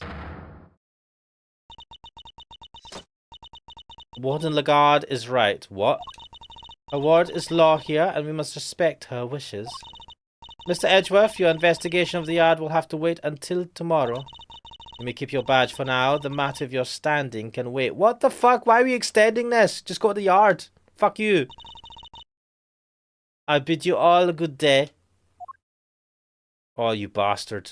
We could have ended this fucking case. What are you waiting for, kitty kittens? Off you go. Fine, at least there is a tomorrow for me. What? Judge Gavel believes that Knight's body was dropped down the well, and then taken through Mr. Carcerato's cell to the workshop. But is that truly the case? Do the facts really support her theory? She also seemed to believe Mr. Saint had to be the one to move the body. But was he really the only one with the opportunity to do so? Come on, Mr. Edgeworth, tomorrow's another day. We'll figure out a way to save Simeon. I know we will. Yes, yeah, it sounds like the warden lady, Lagarde. I think she's covering something up. I think she's in on, like, she's made a deal with Canis that allows him to smuggle things into the prison. Because she always has these meetings with him as well, which I suspect, like we've already pointed out, is rare for wardens to directly interview suspects or interview prisoners. Yes, we will. I'll prove that Mr. Saint is innocent beyond a shadow of a doubt. Oh, fuck off, game. Fuck off. Right. Let me check something. Let me just check a guide or something. Oh, fuck. My controllers fell. Yeah. Let's see. Ace Attorney Investigations to walk through.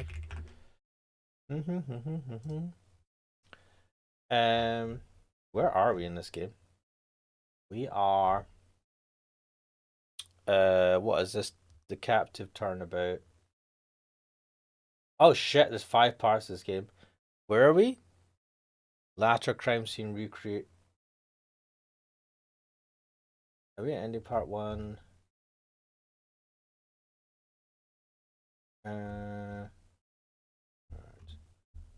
Missing prison.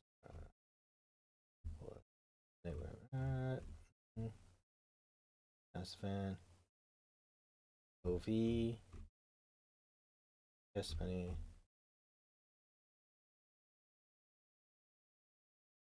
Right, so we have a whole. Oh my god. Okay. Where's my controller gone? Ah, shit. Oh shit, where's the controller gone? Where have you gone to? You bastard. Where are you?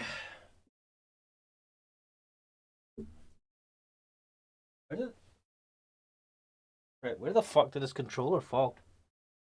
What the fuck? Oh my dick.